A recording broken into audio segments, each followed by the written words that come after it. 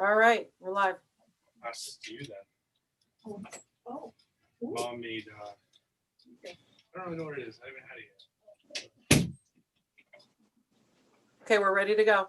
Okay, we're live this morning and welcome everyone this morning back to our overview of the Agency of Transportation, which covers many departments. And so it'll give us a good overview of what's happening. Then we can get into more details as we go into the session. This morning, who do you have for us, Liz? And they can introduce themselves and give us their agenda. Yeah, Rob and Joel, go for, you're on. Okay. Great. Thank you, everybody. For the record, I'm Rob White. I'm the Project Delivery Bureau Director at VTrans. And today we're going to be giving the budget address for the municipal assistance section. I'm going to kick it off just briefly here. One, I just want to mention that probably some of you remember Sue Scribner. She did retire. Yes. In December, and she is in her new home in Florida, probably loving. She moved away? Yes, yeah. Full time or just winter time? She's full time, I think. I don't think she wanted to do with the winter time anymore. I was wondering where I thought she was going to retire, but I hadn't heard about it. Thanks for the update. I appreciate it. I really liked she had a good she did good job, like all you folks do. You've been there a long time, and that's what's good when you give us the overview. You got a lot of history and background knowledge, so I appreciate that. Thank you.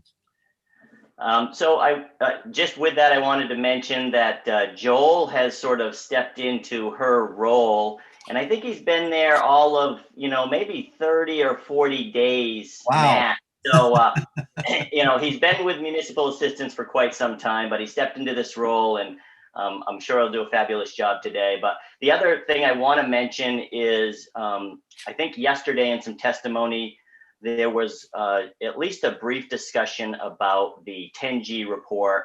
Just quickly, I want to say that each of our budget testimony will include something to do with the 10G report. And 10G is referencing Vermont statutes, Title 19, Section 10G, which basically says that we need to bring this information forward in our budget. And it's really a tool for legislators to get a quick and easy look at projects that fit into three categories. And the categories are: one, projects that are coming into the budget for the first time; two, projects that are not going to show up in the budget anymore, which basically means they're complete; and then the third category is projects that the estimate has increased by more than 8 million or more than double what it was previously. So it's a good tool for legislators to look at instead of having to go through each page in the budget book and try to find the project that they're interested in. They can take a quick look there to start. So I just wanted to give that explanation before we started. Rob, we have a couple new members. I've always apologized because I don't introduce them, but we have a couple of members. I don't know if you've met them yet. Senator Ingalls from Essex Orleans, and Senator Chittenden from Chittenden. And then, of course, you're stuck with me again. And we got Senator Perchulik and Senator Kitchell. So go right ahead. Thank you. All right, I'm going to turn it over to Joel, and thank you very much to the committee. Hello, all. For the record, my name is Joel Perigo. As Rob said, I'm the. Can you hear me right? Yeah. I'm sorry. As Rob mentioned, I'm the newly appointed interim municipal assistance program manager. I'm going to try to get my screen shared here.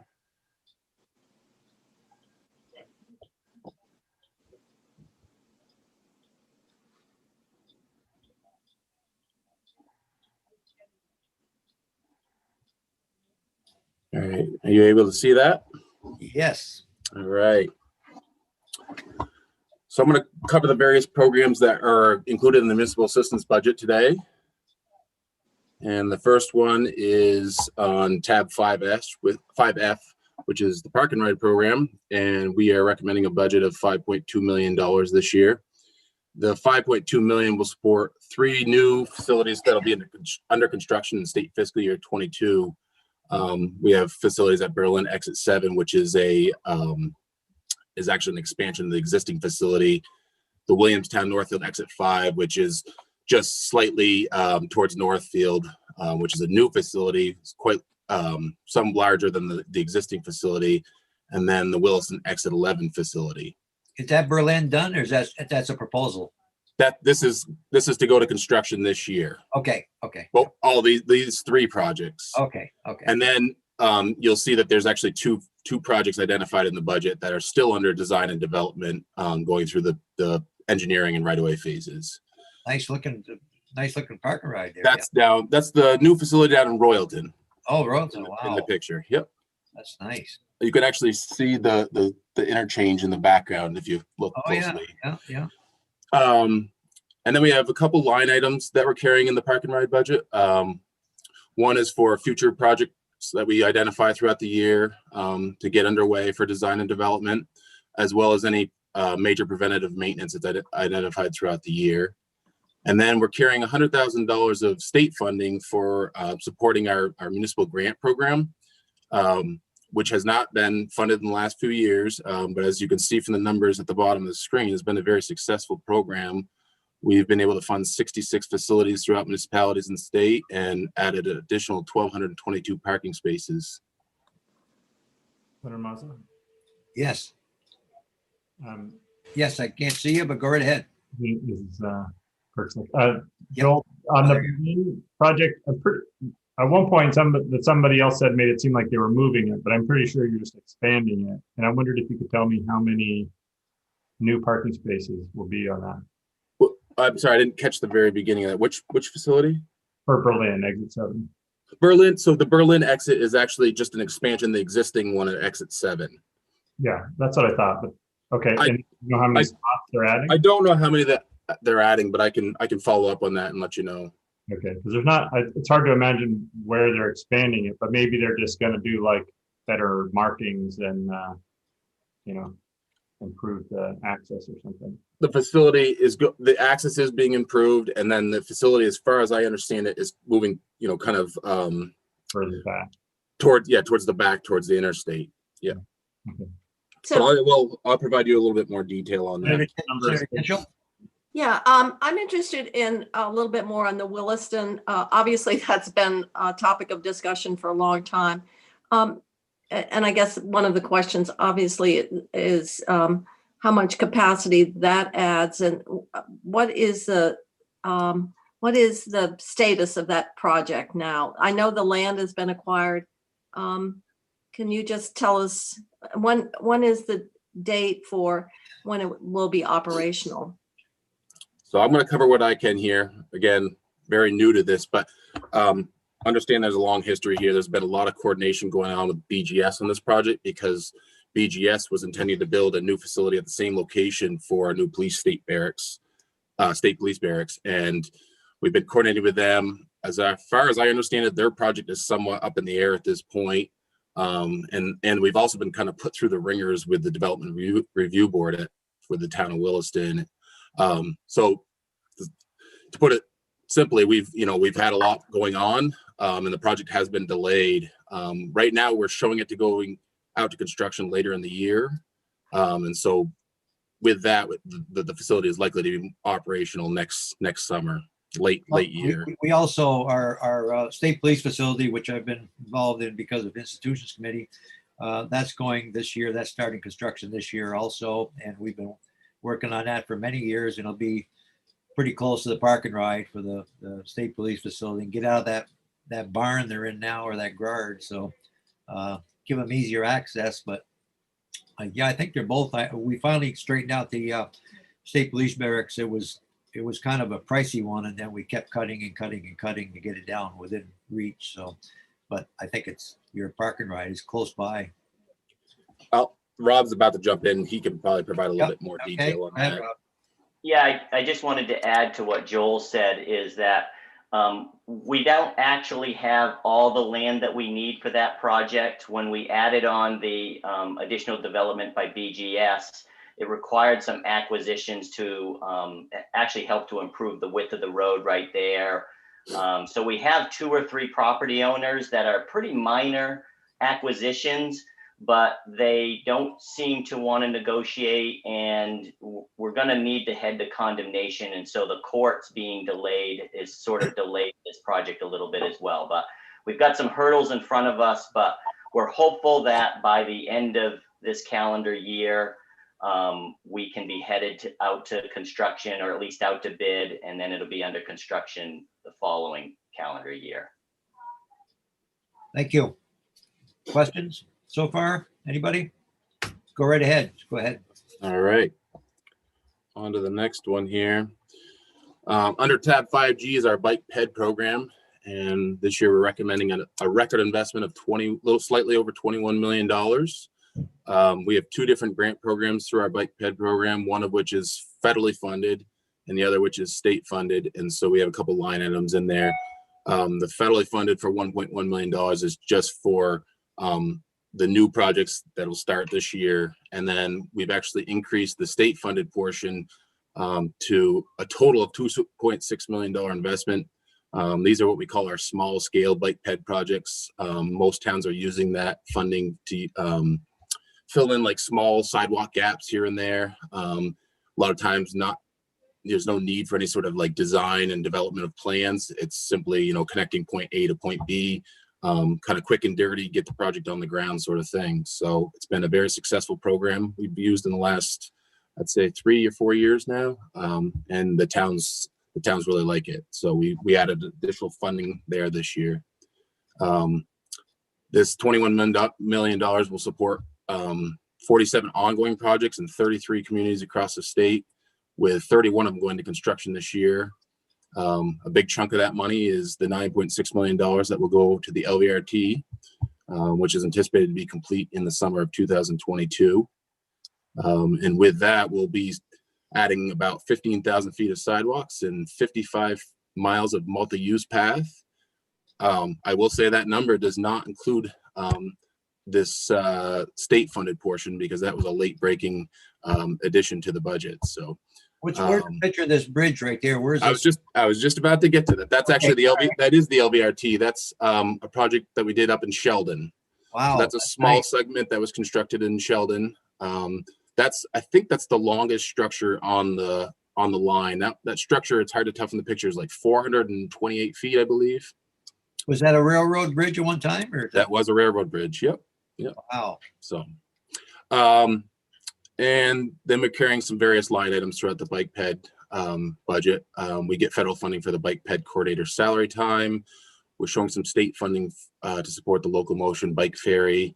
And then, like I mentioned earlier, we have some line items in there for our grant programs. There's a few others too, but they're kind of small. If you have any questions, let me know. Well, we can't say we're not doing a good job on bike and peds. That's for sure. I know we've got a good history of the past about what we do, but that's a pretty good figure to put in bike and peds. Well, the completion of the LVRT will be quite a thing for this state. Everybody can agree with that, I think. Well, it certainly got their use this summer or this winter. With all the Absolutely. people walking and there have been a lot of people participating all over the state in walking trails. And The feedback on LVRT has been great. I mean, we hear that people are on we also work, of course, with VAST on it. They have counters out on the trail that shows how much the trail is being used, and they're always providing the feedback that it's always, there's always somebody there. So I can't wait for the committee to take their walk on the Moyle Valley there, so we can go to Jane's house for lunch. So, Yeah. Jane? Yep, Okay. yep. I'm only about a half mile from the trail. Well, we'll work up an appetite when we get there. Yeah. Yeah. Okay, go right ahead, Joe. good with that one. All right. Sure. Under tab 5H is our transportation alternatives program, recommending a $5.5 million budget. Again, you'll find a line item in there for future projects that we identify in state fiscal year 22. There's 42 ongoing projects through that program in 33 different communities, with 21 going to construction in state fiscal year 22. And then through state statute, there's been a few changes to this program over the last few fiscal years, starting in 2018, I think it was. and without getting into the details, starting in state fiscal year 22, half of the annual grant appropriation is set aside for the environmental mitigation category. And then the other half is preferentially weighted for bike and pedestrian facilities. Questions? Okay, Under tab 6, you'll find the rest area program, which we're showing about a $1.5 million budget. The rest areas are coordinated with buildings and general services. They take care of the buildings and the facilities there. We take care of basically the pavement and the sidewalks, and the snow removal and minor maintenance. We're showing $1.5 million. Most of that is for repaving of the Sharon rest area. And then we have a line item in there for major preventative maintenance for any projects identified by BGS throughout the year. And then we're underway with design at the Derby rest area for a new facility. yeah, we'll have I'll ask Liz, we'll have an update on the rest areas from state buildings. It'll be interesting to find out what we're doing throughout the state in our rest areas. So, okay, go ahead, Joel.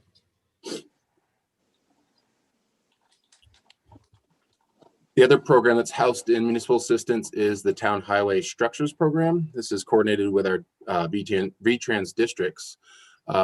If you remember last year, there was no funding in this program, as well as the Class 2 roadway, which will follow this slide. And so therefore we've actually doubled up our budget this year, our recommended budget, to $12 million. And because of that, we've also proposed some language in the T-bill that will allow us to kind of retroactively provide grants to municipalities if they chose to undertake their project in state fiscal year 21 when there was no funding. These projects with the structures program are eligible on classes 1, 2, and 3 for bridges, culverts, and retaining walls. The maximum award is $175,000, and the match changes depending if the town has adopted codes and standards. I kind of included a little chart over on the left-hand side of how we've funded the program in the past and the demand that we've been able to fund. A lot of the projects that come out of this program are typically, large culvert projects, concrete box culverts, like you see in the picture.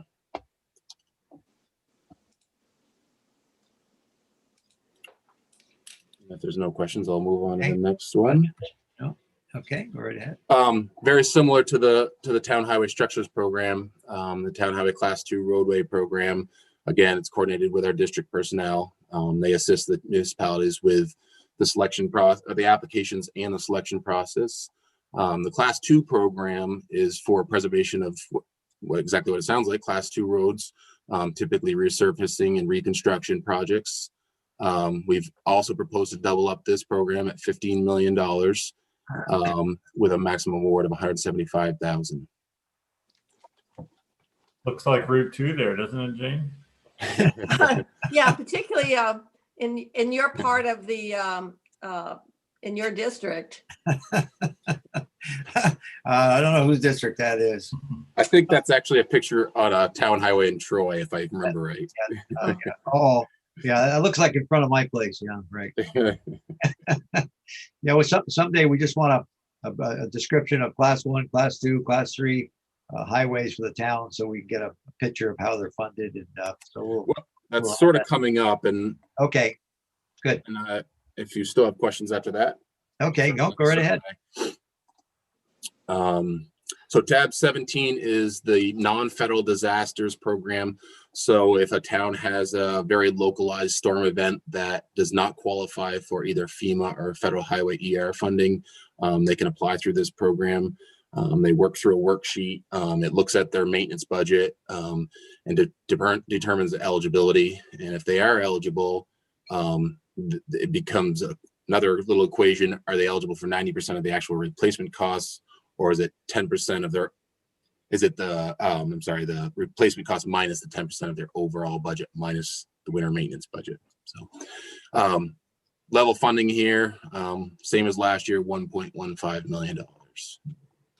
This is eligible on all classes of roadway too. So, and it's for roads and structures. That's a main thoroughfare in Essex Orleans County, right? Yeah, that's our interstate system right there. I was going to say it's your interstate system. That picture, I can't tell you which town it is, but it is in that general area. I do know that. Yeah, we don't even need a bridge there. We just jump that. You go fast enough. You just go- Oh, you pick up a little speed. A ramp would be appreciated. Yeah. We don't want to give them too many roads up there. They're used to it. All right. So this is kind of what you were going with, Senator Mazza. So this is the general town highway aid for classes 1, 2, and 3. Classes 1 are your downtown streets, in where the state doesn't maintain. So, and then classes 2 are, typically paved roads kind of off of the classes 1s. And then class 3s are your more typical, like quintessential Vermont dirt roads. And so the town highway aid program provides a formula type based fund to every town based on the road mileage. And so that, again, this is all in statute, the amount and then how it's developed. Is it the town's desire to get more of their class 2s graded to class 1 for the benefit of more income, or does it stay somewhat similar? every year? Yeah, it does not change very much, not very often. And then on tab 20 is just the supplemental. So any areas that have more than 2 lanes in their class 1s, places like your South Burlingtons, things like that. Obviously the road is wider, there's more to maintain. So we provide a little bit more funding on those class 1s. Mazza? Yes, Senator Perchlik. Joel, can you remind me about this? And I asked about this the other day, but I still get confused about it. What's the statutory requirement? I know like the League of Cities and Towns comes in and says we're not meeting it about the town highway aid program. Is it just that once there's a base, we're not supposed to lower it? I thought there was like an increase or something. Inflationary, was that it? Oh, is that what it was? It was an inflationary requirement, but then I don't know. We had some discussion around that, but I don't remember. We need to have Anthea research the statute on that. I think they wanted it, but I'm not sure we gave it because what is that? obviously the revenues going into the T fund aren't keeping pace with inflation. But what is it that we are notwithstanding? The last couple of years, we've notwithstanded language. Well, we've notwithstanded the transfer to the garage, central garage. Yeah, maybe I'll just ask Anthea then. Yeah. Or Chris. I can say for a fact that there is an inflationary piece of the statute. I don't know the details of it, what it reads exactly. If you'd like me to follow up, I certainly can. I can ask Anthea or Chris Roop. Yeah. Thanks. Okay.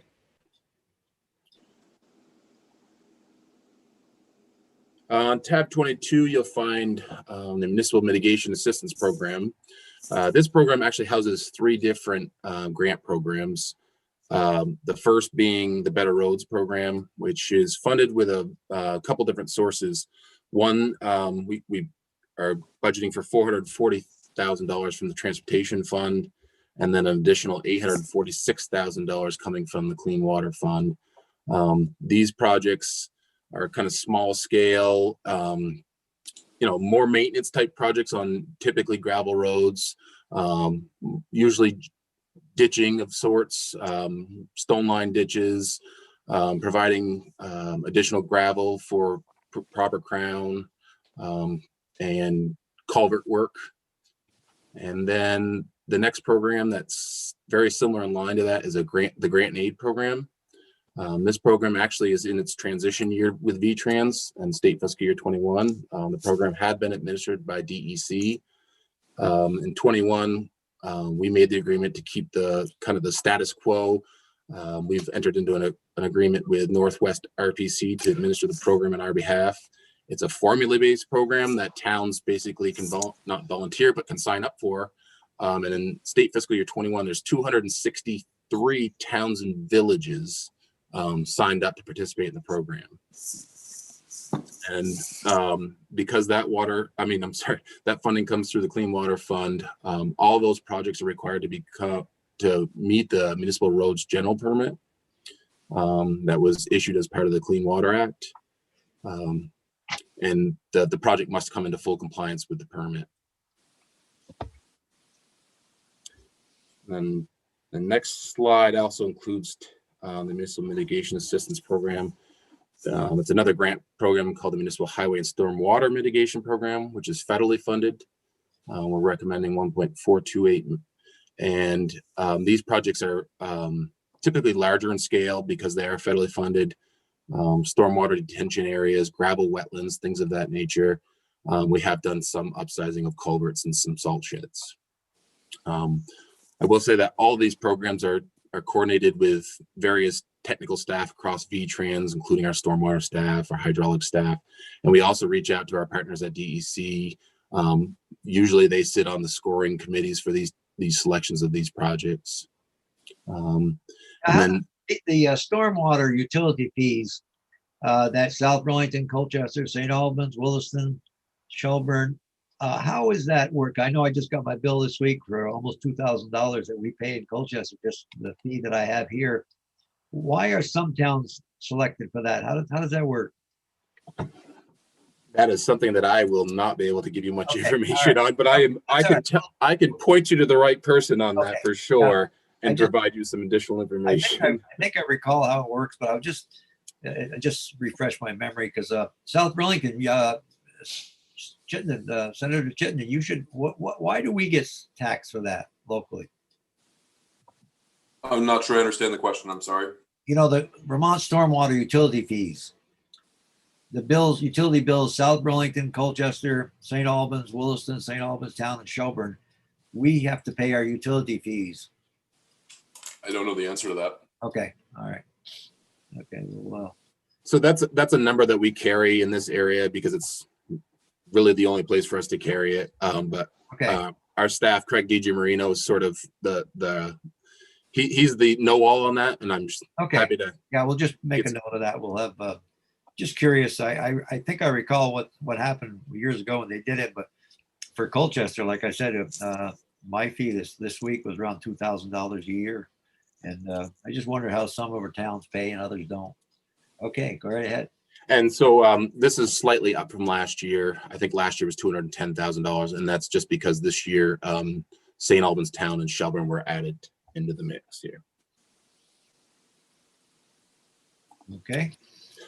And with that, we're into the 10G report that Rob had referenced earlier. And I'm sorry if this appears small, depending on your screen, let me know. So these are the projects that were added this year. And of course, with our programs, most of these were likely added by selection of a grant. And so we've just programmed these projects and they're just kicking off. Boy, look at that Swanton, St. Johnsbury. Look at that. Wow. That's so you can see LVRT 8 is a project that is essentially done in the Northwest. The open print was just any future projects that we would identify. 10 is a bridge project that is scheduled to go to advertisement very soon. And then 11, 12, and 13 are the kind of the big missing gaps in the actual trail that will be advertised later, early spring. I'm sorry, late spring, early summer. I have a question on that. Quite a bit of the LVRT is on the Swanton end. It's my understanding that there is tremendous, illegal use of the trail by ATVs, and that there is which has resulted in a great deal of damage to that trail. Have you got any sense of the problems that are there for that particular segment of the trail? It looks like most of this is bridge rehab, but what I would find obviously distressing if we're doing like the sections that have been done, which have the stay mat and are really in very good shape, if that investment is going to somehow be lost. I remember years ago, Larry Donna saying that within months, all the ballast that was on that trail had just been completely gone. So do you have any information on sort of sections of the trail that are where there's been improper usage that would put these investments at future risk? Yeah, so actually the Swanton end has not seen a whole lot of construction yet.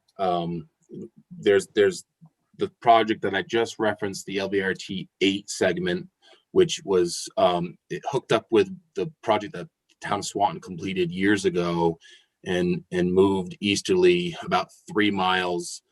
And that's really the only, well, and then there's another, that segment is complete, and then there's a very small segment in Sheldon complete. But essentially that whole northwest segment is still kind of in development, under construction.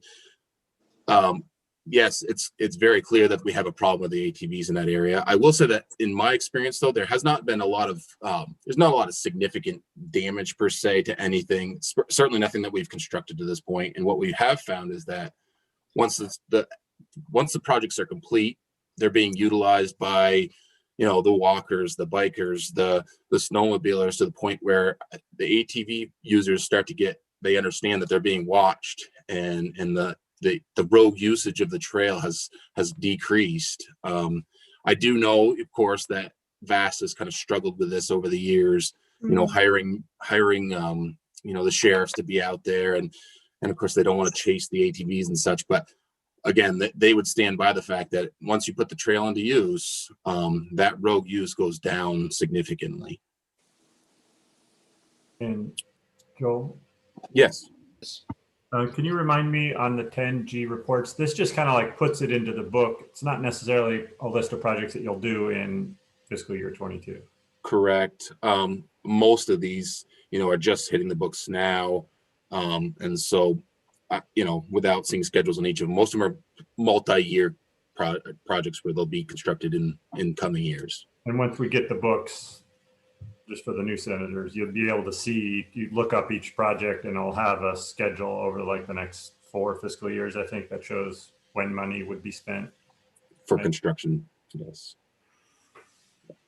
Right, just to add to that, depending on what program in municipal assistance, a lot of these projects sort of hit the budgets, they get built pretty quickly and they come off the budgets. Something in more the structures program or the highway safety program, if they show up as being added, means we're just starting to spend money to develop. It could be 3, 4, 5 years or more, depending on the complexity of the project of when it hits construction. Senator Mazza. Yes, go ahead, Senator Ingalls. Looking at the bike and pedestrian facilities or projects, we have a phenomenon going on in Caledonia County and Burke. That's the Kingdom Trails is just, it's just phenomenal what they're accomplishing up there. Have they made any requests of you, or is there any plans to put any monies into that area? Burke is that little town of East Burke. When you go through there on any certain day, to see 400, 500, 600 bicyclists in that area. Just wondering if there's any attention in that area. There absolutely is. They aren't showing up on this list, meaning they haven't got any new grants in the last year. But I do know, in fact, that there are some existing grants. Whether those are complete or not, I'm not sure, but I will follow up. But I know for a fact that there are some in that area. And I would like to point out that one of the most popular trails is the Kitchell Trail. And they sold the old signage to raise money. And I was thinking about buying it for my son because my father-in-law is one of the people that got the Kingdom Trail started. And that sign went for $1,250. Needless to say, my son did not get it. Oh, where's that, Jane? Where's that trail? It's in East Burke, but it goes up onto Darling Ridge. It's considered one of the 10 best trails in the country. Really? And at the time my father-in-law was also very involved with Burke Mountain. He's no longer living. And so he went around and knocked on every door to get permission from the landowners to have this trail go over their property. How far is it? How long is it? A mile or 2 miles or? Oh, no, I don't know what the total network is, but there's a lot of trails. It's a mountain bike trail. So Oh, some of the trails are pretty rigorous, I can tell you. It's just exciting what's going on there. It's no, I've never seen anything like it. where does No, it the go? only Where does it pro- go from where to where? Well, they're trying to get different access. There are multiple trails. One of them, they're hoping to get a trailhead down in Lindenville so they can start getting some of the parking and the congestion that poor little East Burke Village is experiencing, to get some of that, to get greater capacity and so forth. So it's the only thing that's happened is, Russ, one of the property owners was not treated well by a user and was threatening to withdraw the land. It was a critical piece. So it just shows whether it's vast or whether it's trails where you're using the goodwill of property owners. Users have to be respectful. That's an act of generosity on their part. Do they have a long-term lease on it or something? What if one property owner decides to shut them down? What do they do? Same thing as with vast. You try to route around or you try to purchase the property. It's like the long trail then. It's just, Yeah. Or go in and beg forgiveness, put your lip gloss on and go in and do the best job you can. Yeah. Oh, But just the amount of what it's done for property values, and as Senator Kitchell has pointed out, it would be nice to push out from there, just because property now, even for them to expand the trails, you have to have the generosity of a landowner who really wants the movement to continue versus to what market value is. So to push out further and to expand the trails would be very huge for that area.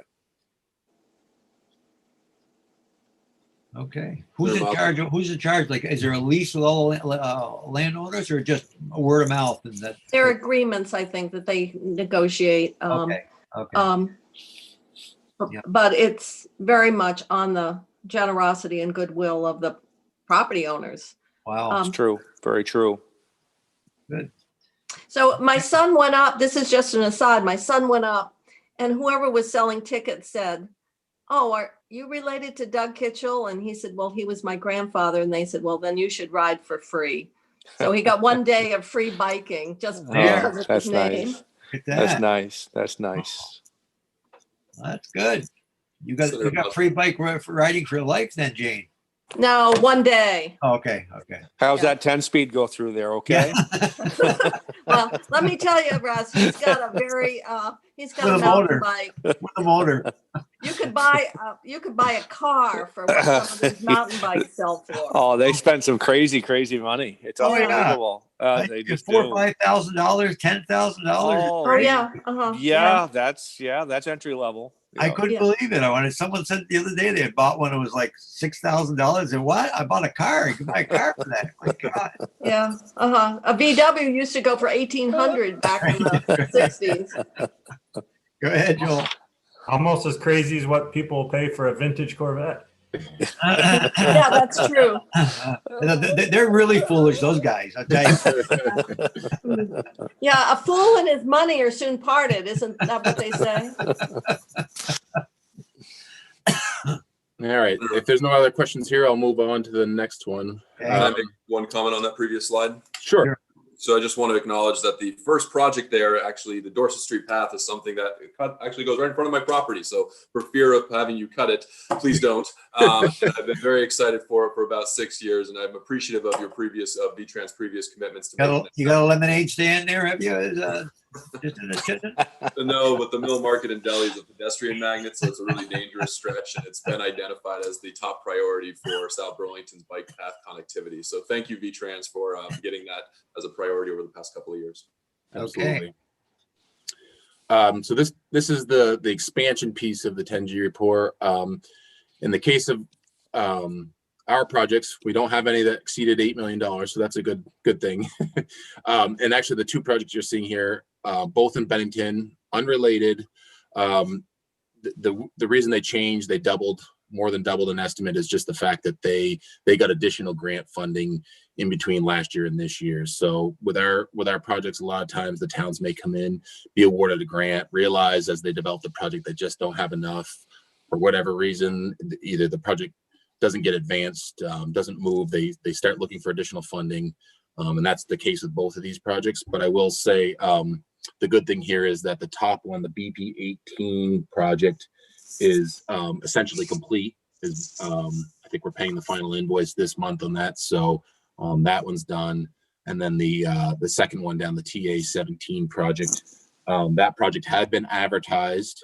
The bids came in a lot higher than the town had expected, so they put the project on hold, looked for additional funding, which they got through our TA program, and they've gone back out to bid, and they're just about to make an award on that project. So that'll be under construction in the coming year. Jane, tell Sears that he's $8 million over budget here, okay? So, Yeah.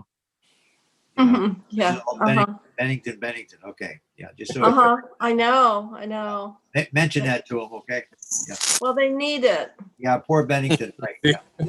Actually, it is true. Poor Bennington. Rutland is another county Yeah. that frankly has been really hit economically. Yeah, so we feel bad. Yeah, okay. Yeah, we I'm feel over it. bad. I'm over it. No, you in Chittenden County, you have no sympathy for the struggling parts of the state. I feel bad for Bennington. Yeah, no. Shall I get out my violin? All right. That nice rest area that they have there now. Yeah, that's right. That rest area that 3 people a year go to or something like that. Yeah. Okay, go right ahead, Joel. All right, final slide here is the projects that we're taking out off the budget, basically.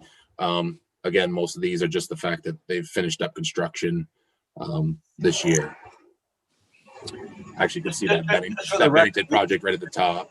There's nothing in Grand Isle, okay? Just for the record committee, I just want you to be aware of that. There hasn't been anything in Grand Isle yet, so just I don't want to make an issue, but that's it, okay? Well, what about that bridge? Except for that bike ferry. Well, that bridge is eating up every money of everything they ever had. Yeah, right. What's the price tag on that little baby, Senator? 2070 million. Yeah, all right. Yeah. And that's all I had for you today.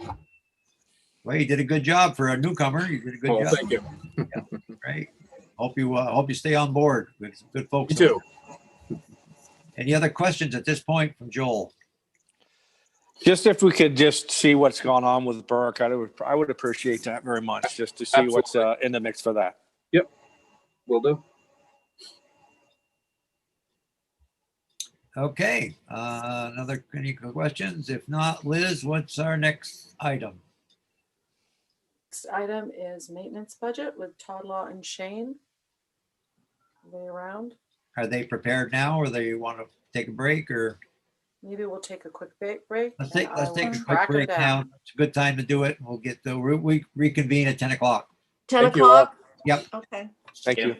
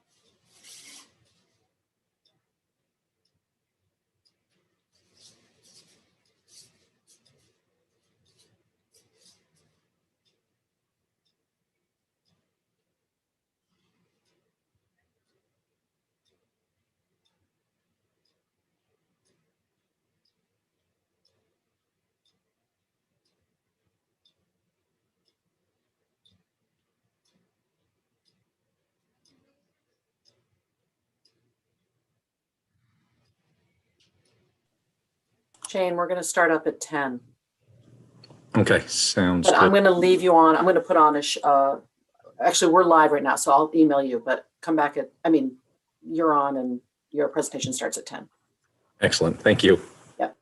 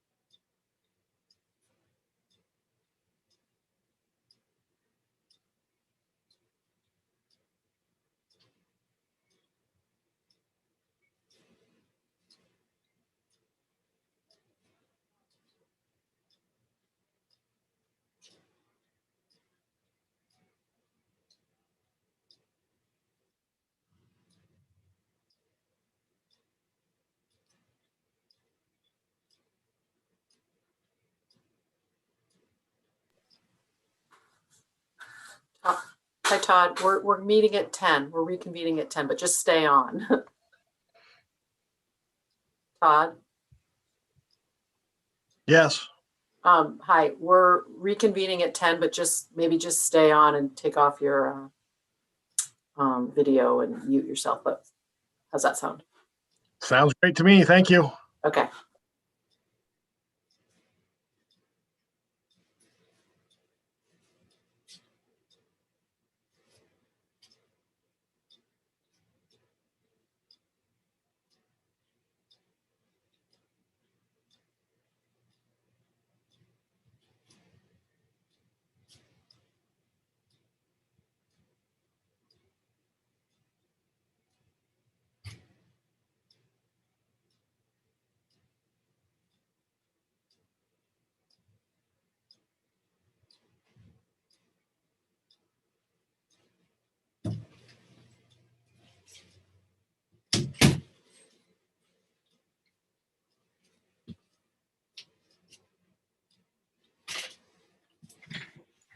Senator Mazza, I don't know how stormwater billing works, but Justin Rabideau and Dave Wheeler of South Burlington would. I'd be happy to give them a call if you want me to follow up on that question. I think they'll get back to us. Yeah, I think I knew the answer, but I don't know why we ended up paying. Some places don't. Yeah, I could venture a guess, but it's not going to do the conversation any good. But you must pay it too. Yeah, what I've been told over the years, tell me if this is incorrect, that South Burlington has some of the best stormwater mitigation in the state. And so I think we've been paying in a lot of the infrastructure that might reduce the overall assessment. But I don't know Yeah, this. I think South Burlington was the first. And then I think it added on Colchester, and now I see some others. Just so you know, you're on YouTube still, FYI. Sure. Okay. I don't think I said anything bad, but thanks for that, Liz.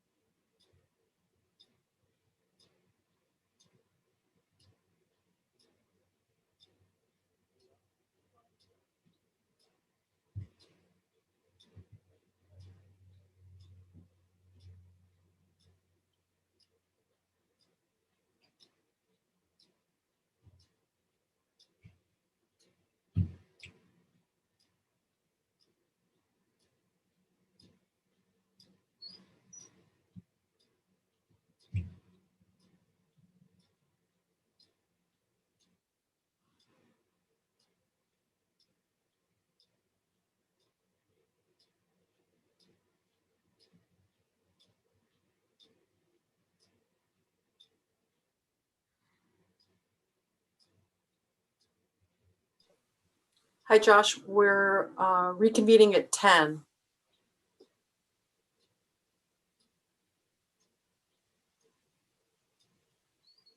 Josh? Hi. Hi, we're reconvening at 10, just so you know.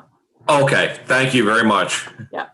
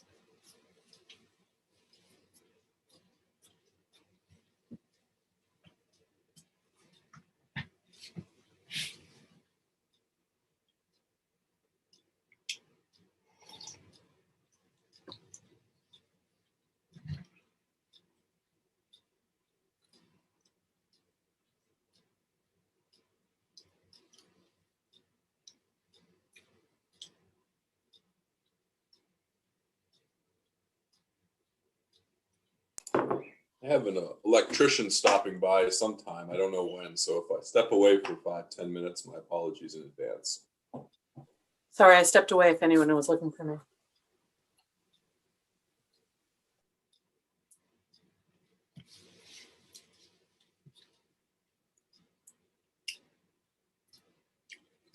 Liz, we got an agenda for next week?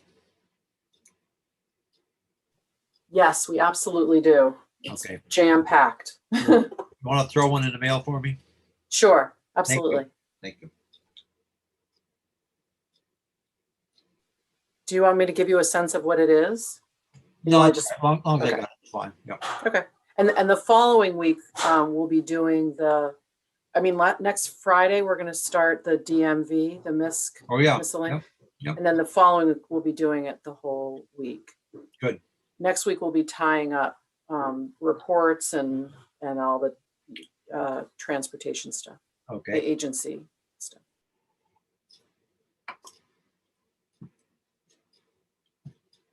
Has Anthea been involved in any of this yet, or any of these reports? Yeah, Okay. she's helping with reports. Oh, good. The two scheduling rock stars are Michelle. She gets Yep. gold star times 10. Yeah.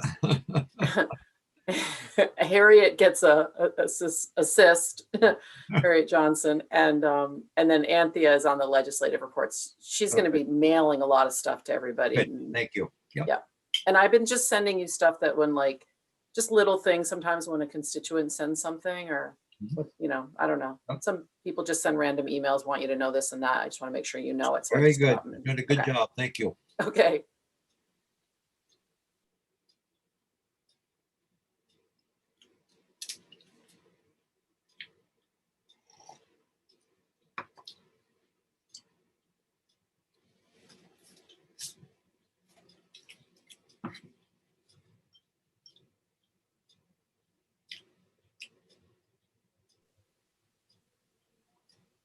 Senator Mazza, you watching Pete Buttigieg? No, haven't seen it. I just think it's interesting because he's going to be the head of transportation for, Yeah. and he was the mayor. So it's sort of, he's got a lot of connection to what we do, I think. He called Vermont here a couple months ago. He was on the radio one morning, and but I didn't think he was in line for that's. I think he'll do good there. He's a good guy. I do too. It'll be interesting to watch. Yeah. Are they giving him a hard time on the nominations, or? I don't know yet. I don't think so. No, I think, isn't he? I think he was made. He made it. He's done. He's in. Oh, okay, good. All right. I'll mute. I'm going to mute out. Okay.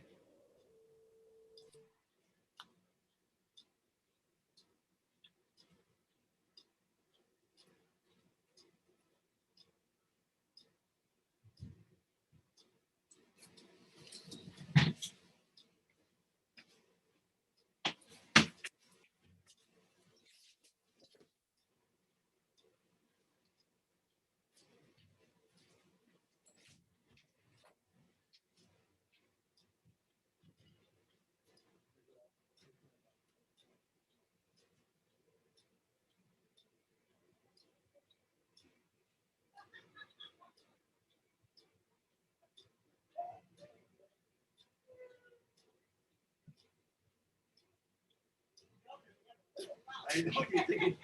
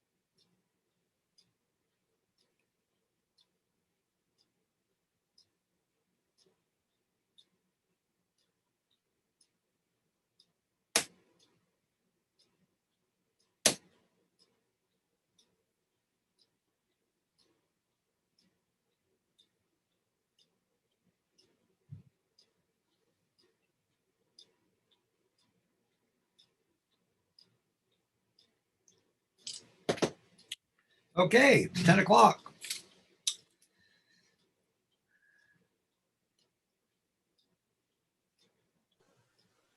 Okay, you're ready to go. We're ready to go. All If, right. if I don't know if everybody's back yet. Is Oh, okay. All right. everyone back? Go. We'll check and see if everybody's here.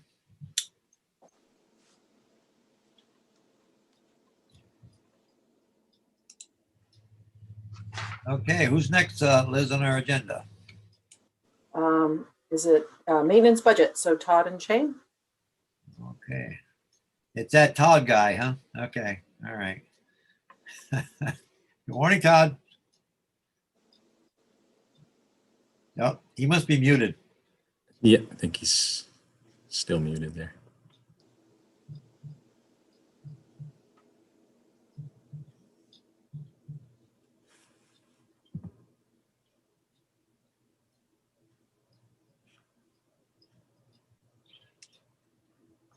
Hopefully his internet service providers came and helped him out with this one. Sorry, I think I finally got it unmuted.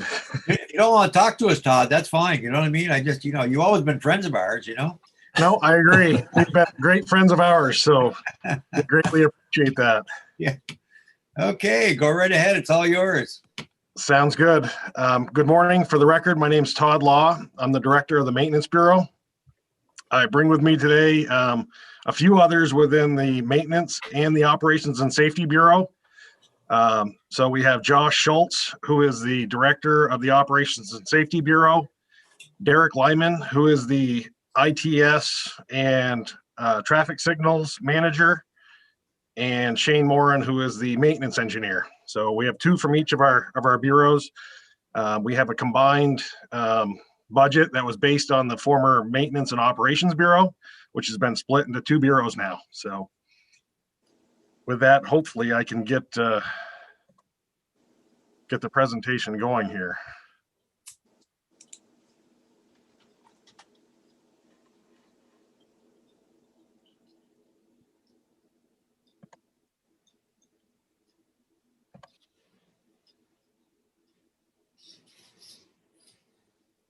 Okay, does it share?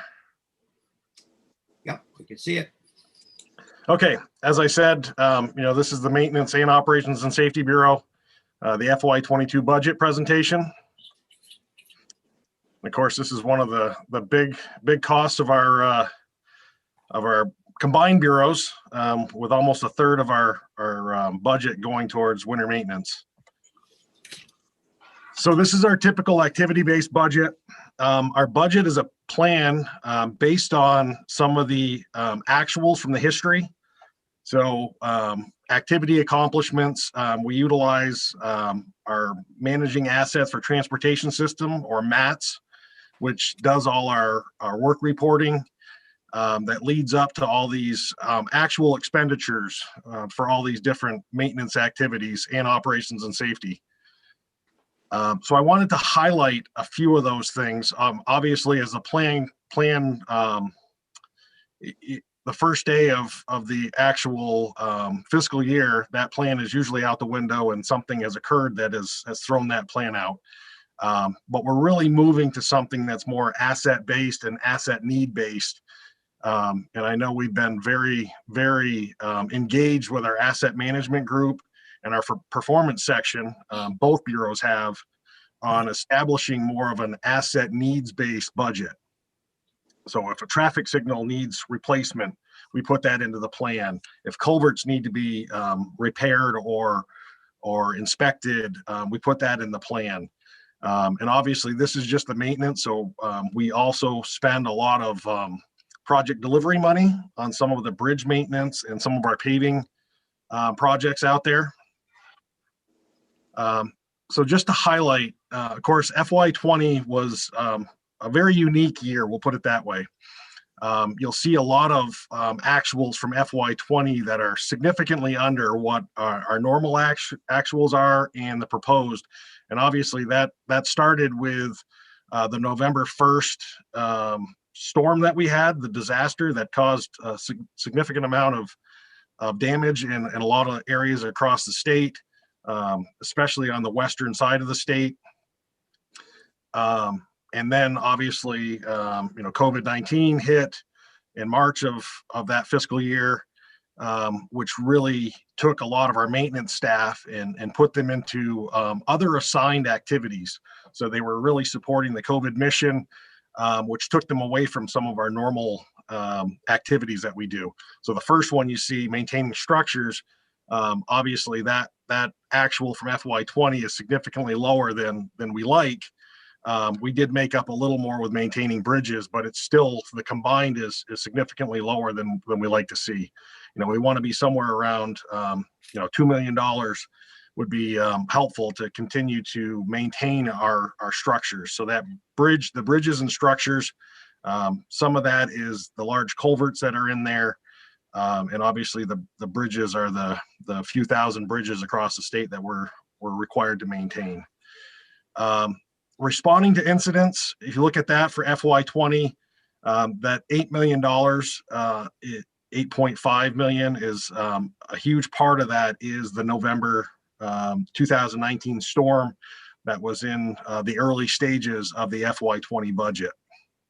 And again, there's impacts throughout here. Responding to accidents for repair of state assets is significantly higher. And there's a lot of that occurs throughout the FY20 actuals. You'll also note in maintaining bridges, there's a $2.5 million increase on the proposed federal for FY22. That's based on some additional federal funding that's been made available to maintenance for a lot of the bridge findings that occur. We do bridge inspections. Our bridges are on a 2-year cycle, as I'm sure you've heard in the past. And we obtain things called bridge findings from our bridge inspectors, which are maintenance repairs that are needed to those assets. And whether it's done by the maintenance workers themselves, or we put those out to contracts, that $2.5 million will help to fill some of that gap that hasn't been filled in the past. And then you go down to winter maintenance. That $5.5 million was another federal influx from the FHWA COVID funding, which will offset some of the other monies that are being obligated from the maintenance appropriation to some of the downtown development programs, etc.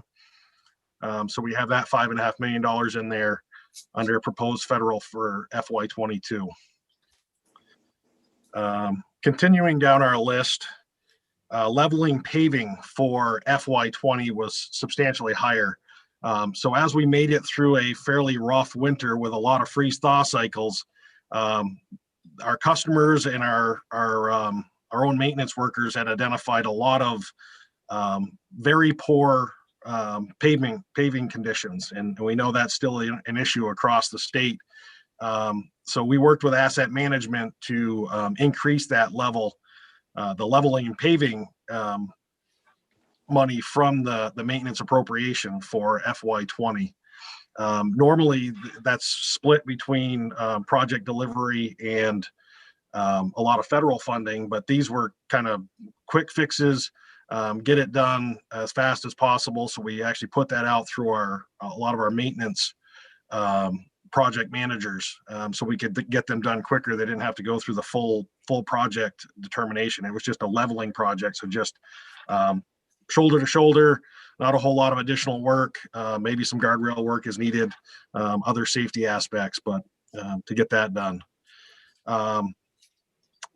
Obviously mowing has increased a lot in the last few years, to make sure that we keep our roadside safe, especially on the interstate with the high volumes and higher speeds. We need to make sure that we open up those areas for visibility to our wildlife, so we don't have that vehicle to wildlife conflict. Same thing with cutting trees and brush.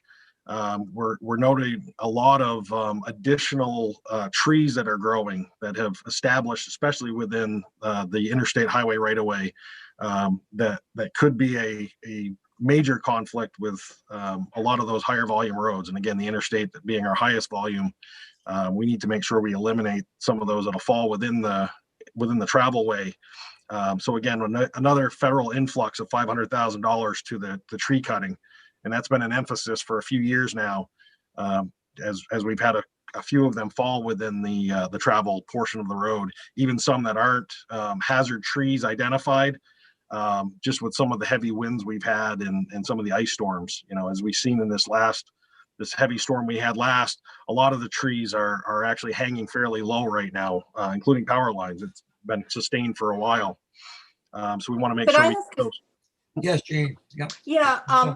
Another aspect to the trees getting closer to the road is they shade the surface, the pavement surface, and sometimes can create road hazards because those sections can be iced over, and they don't clear as quickly. At least that's what I've seen or heard as well. Is that a risk factor as well when you get a lot of shading on your highway? Definitely. We look for the sun to help us out. And normally that's a precious commodity in the winter months for Vermont is sunlight.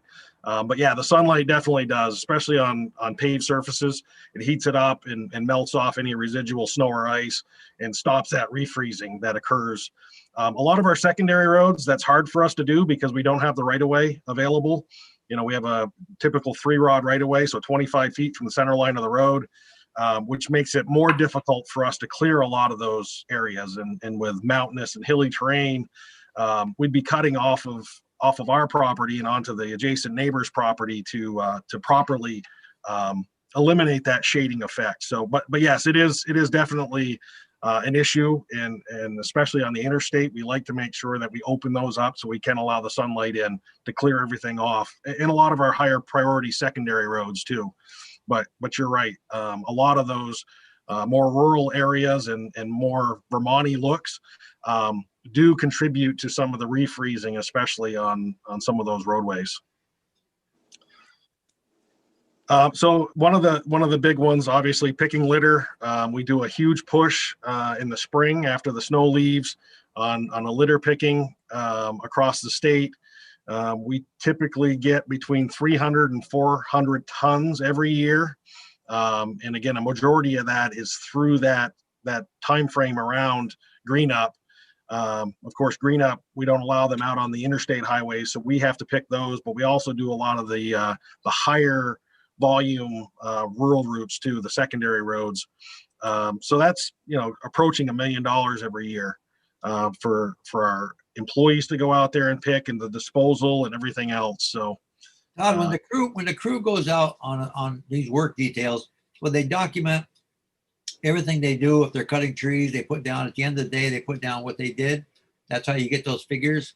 Correct. Yeah, every day they do what's called a DWR, or a dynamic work report, which documents what they've done that day. So if they do 2 or 3 different activities, they will note that in the hours they worked on that activity and any materials they use. So yeah, That's how you get those figures.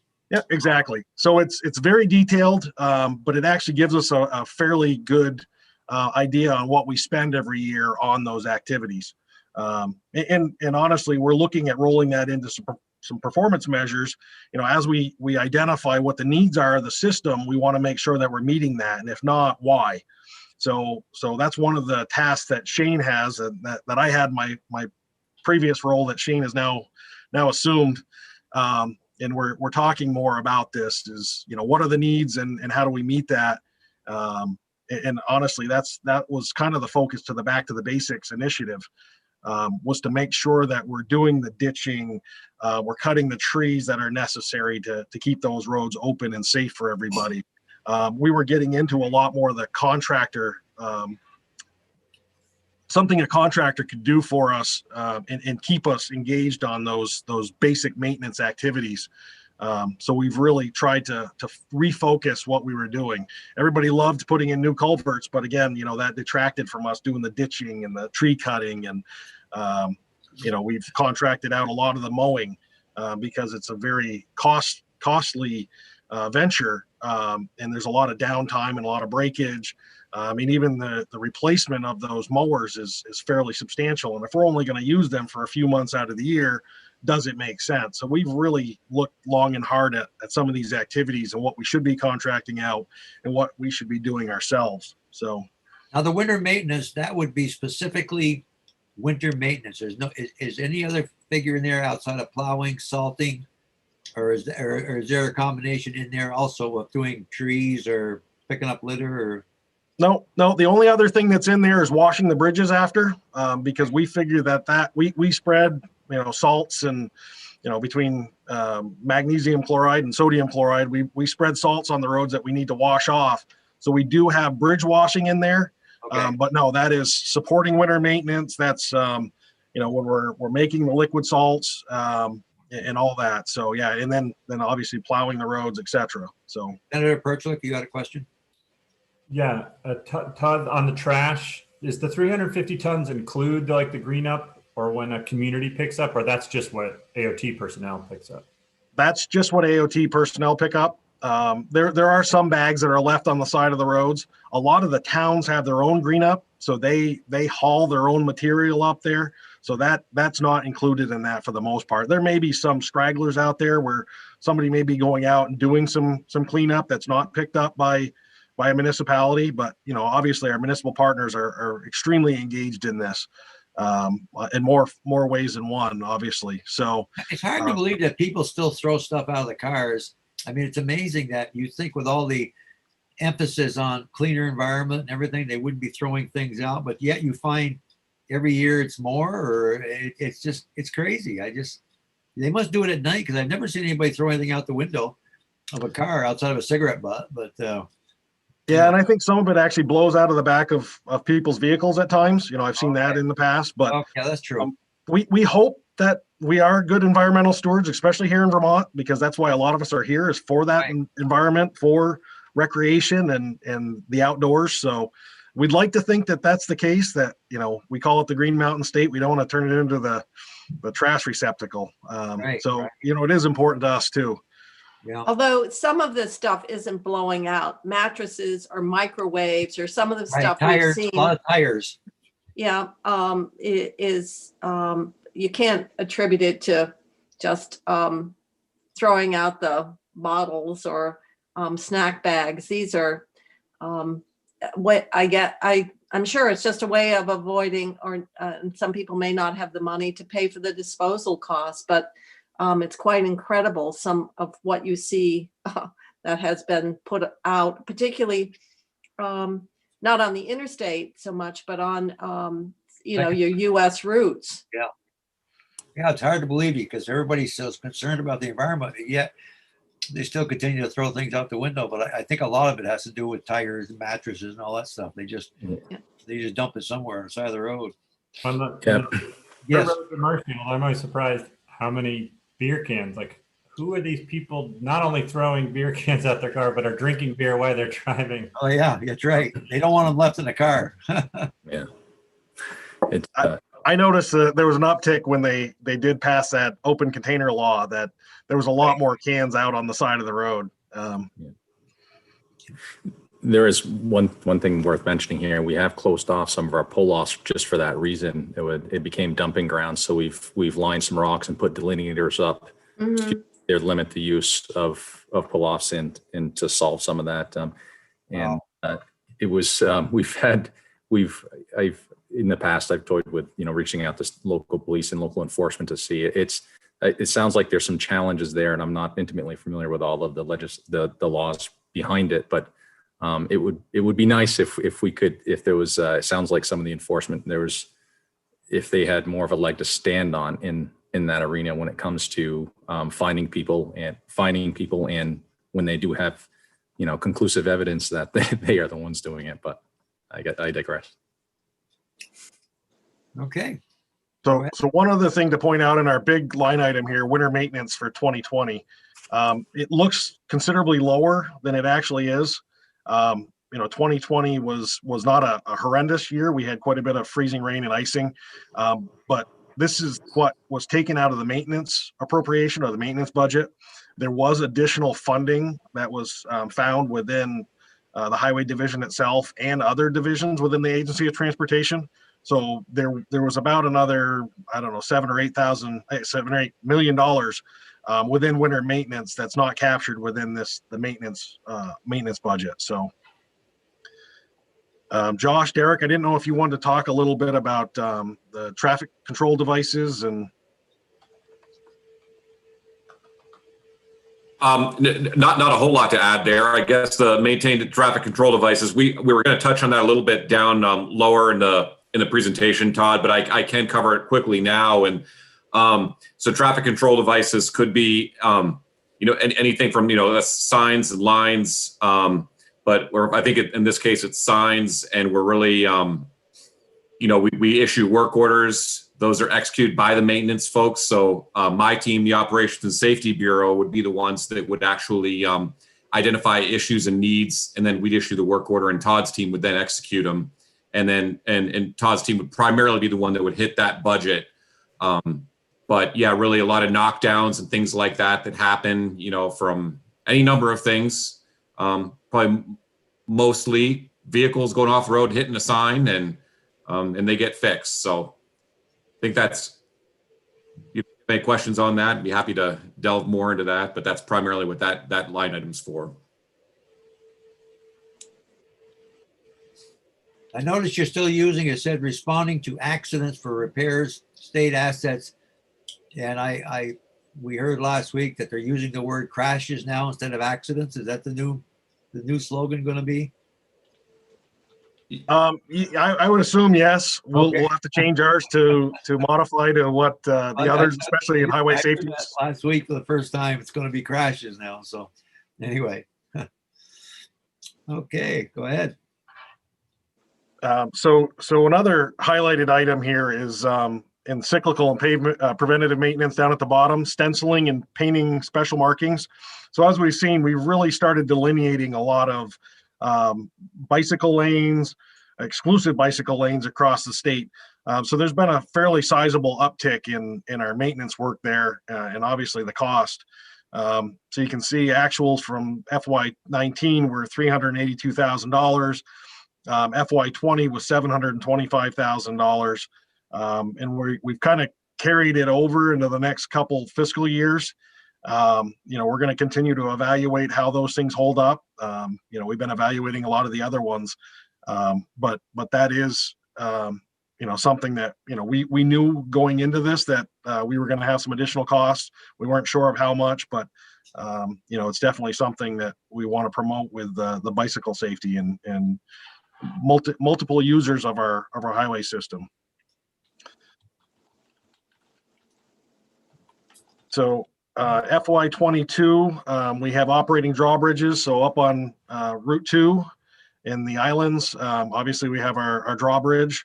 In the last few years, it's still under construction. We're anticipating that sometime in FY22, the construction will be completed, and we'll have to staff that again to make sure that we raise and lower the drawbridge, as we have some of those boats, sailboats, etc., that go through there that have a need for that bridge to be opened.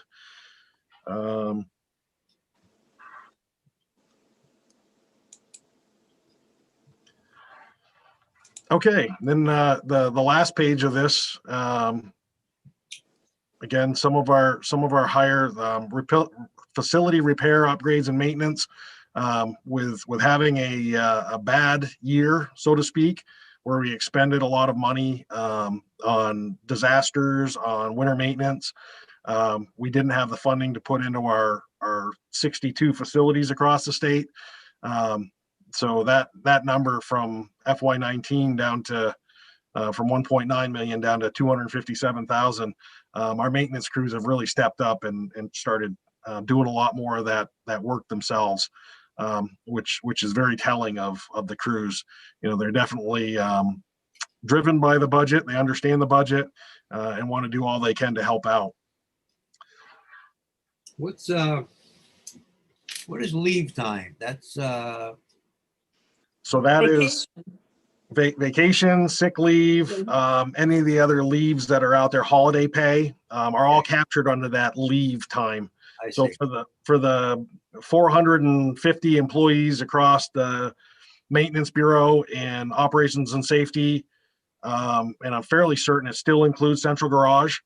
That would be all those employees, which, you know, nears 500 employees across the state. So all that leave time that's in there. Okay. Yep.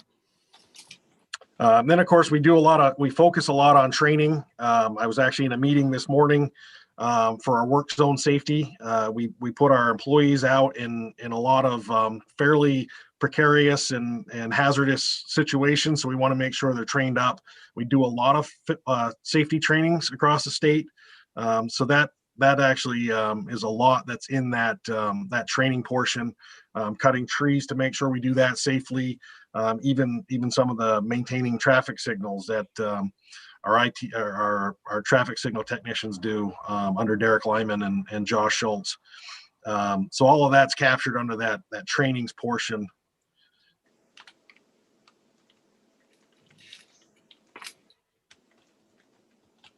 Okay.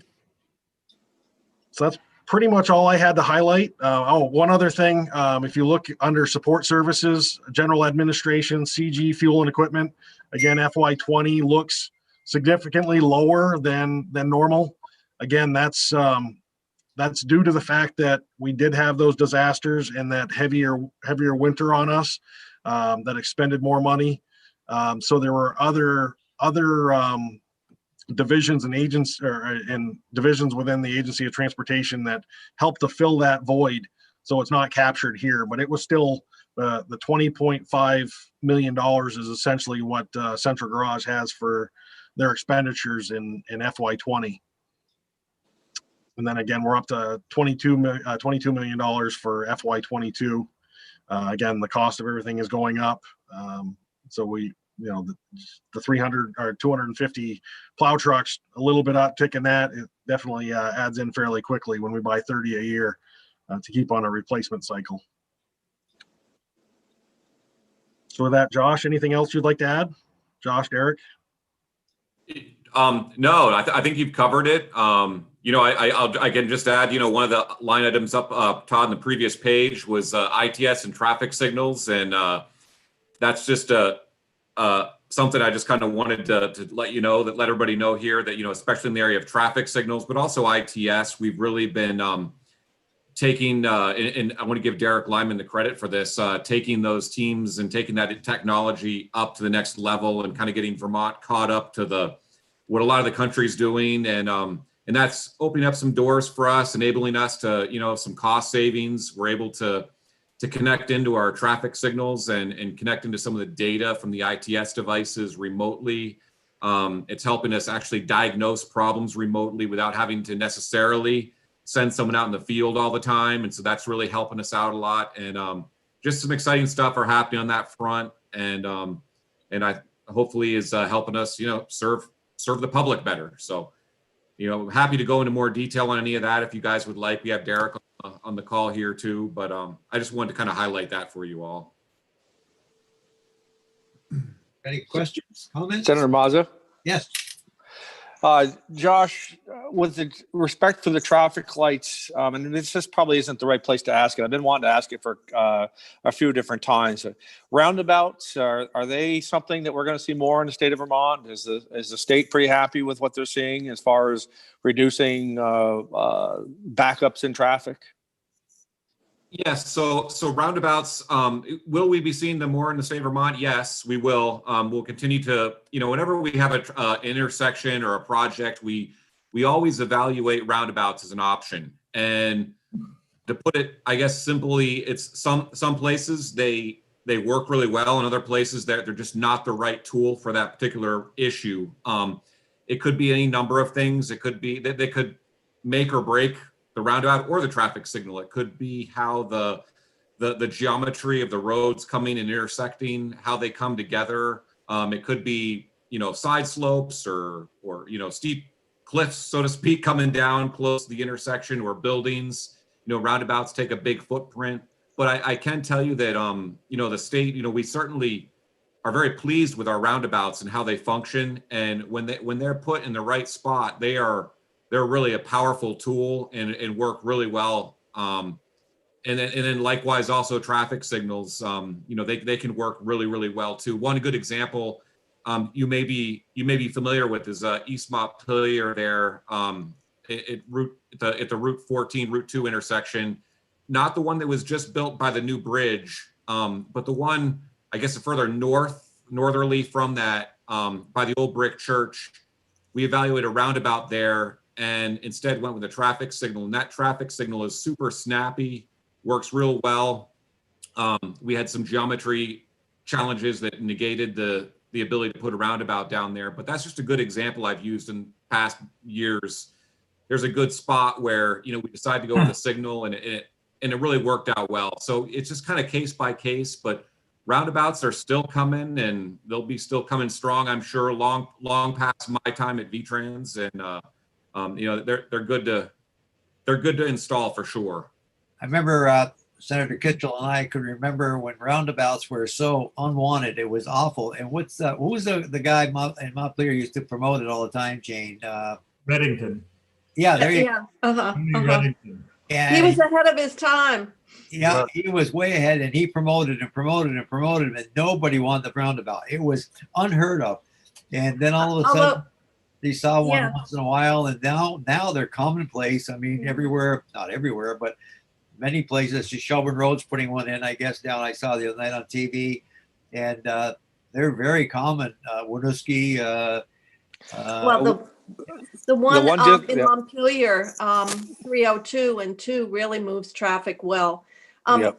Where it gets more difficult is when they get multiple lanes. People, single lanes are easier. And also, I think the design of the roundabouts have improved, because I think some of the one over in Hyde Park, you had to modify because tractor trailers or whatever. They're going over the top, yeah.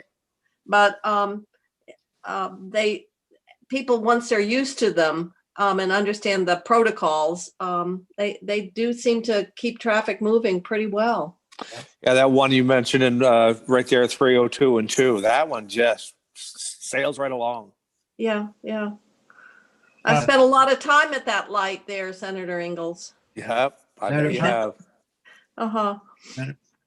Yeah, no. Well, Yeah, go ahead. So maybe I missed a little bit of what you were just saying.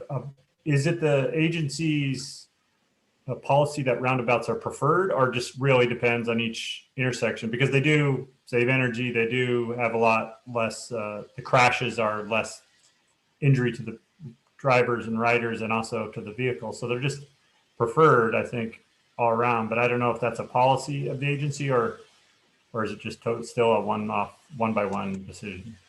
Yeah, it's a case by case decision, Senator. It's it is our policy to consider them for sure. So at any intersection that we have a project, we always consider the roundabout.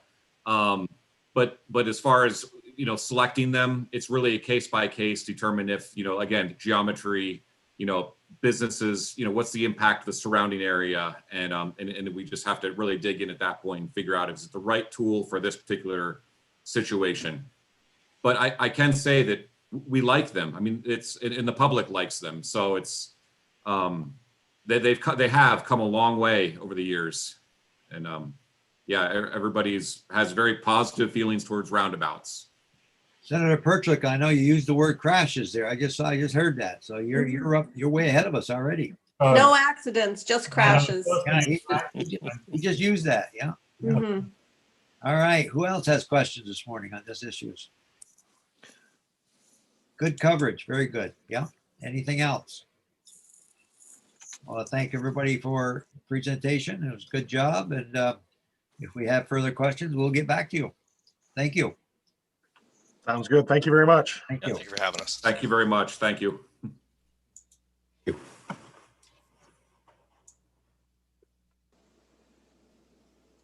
Okay, Liz.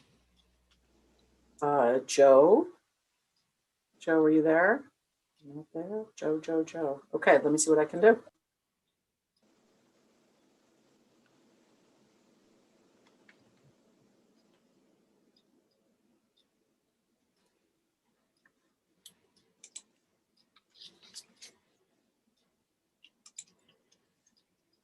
Do you have any roundabouts, Senator Ingles, up your way?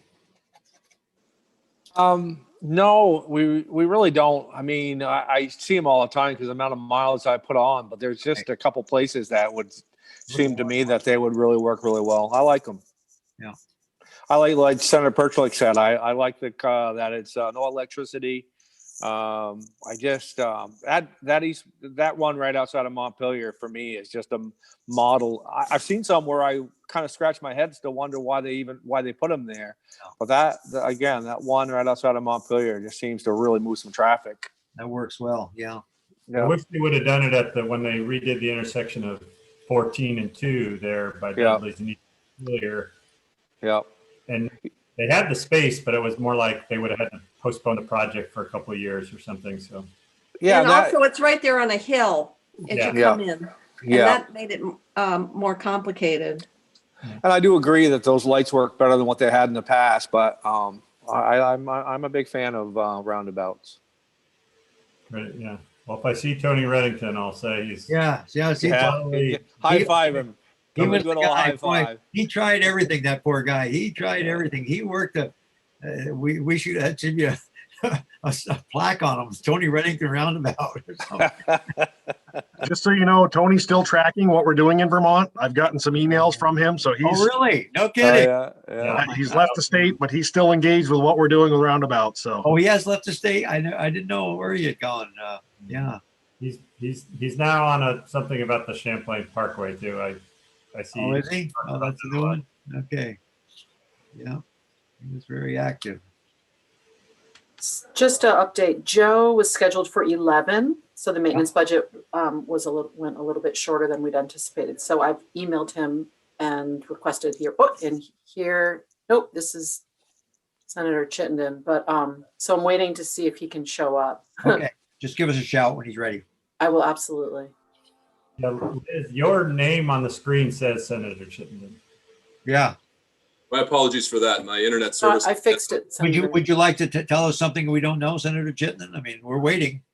I'm so sorry. I have an electrician friend that's here, and we were flipping switches. No, listen. We want to listen to you. So if you got something to tell us, secretly, go ahead. Oh, I have been identified as Tim Ash, remember, for months. So. Oh yeah, that's right. Yeah. Why was that? So why don't we can sign on with anybody we'd like to be? How about that? Who did I rename? Who is under Senator Chittenden? You are. Oh, me. For goodness sake. I kept waiting for him to speak and tell us something that we didn't know about or something. It's some secret, but God, it's not. Imagine having two Thomas Chittendens. Yeah. Again, my apologies. I'm back. No, we're waiting.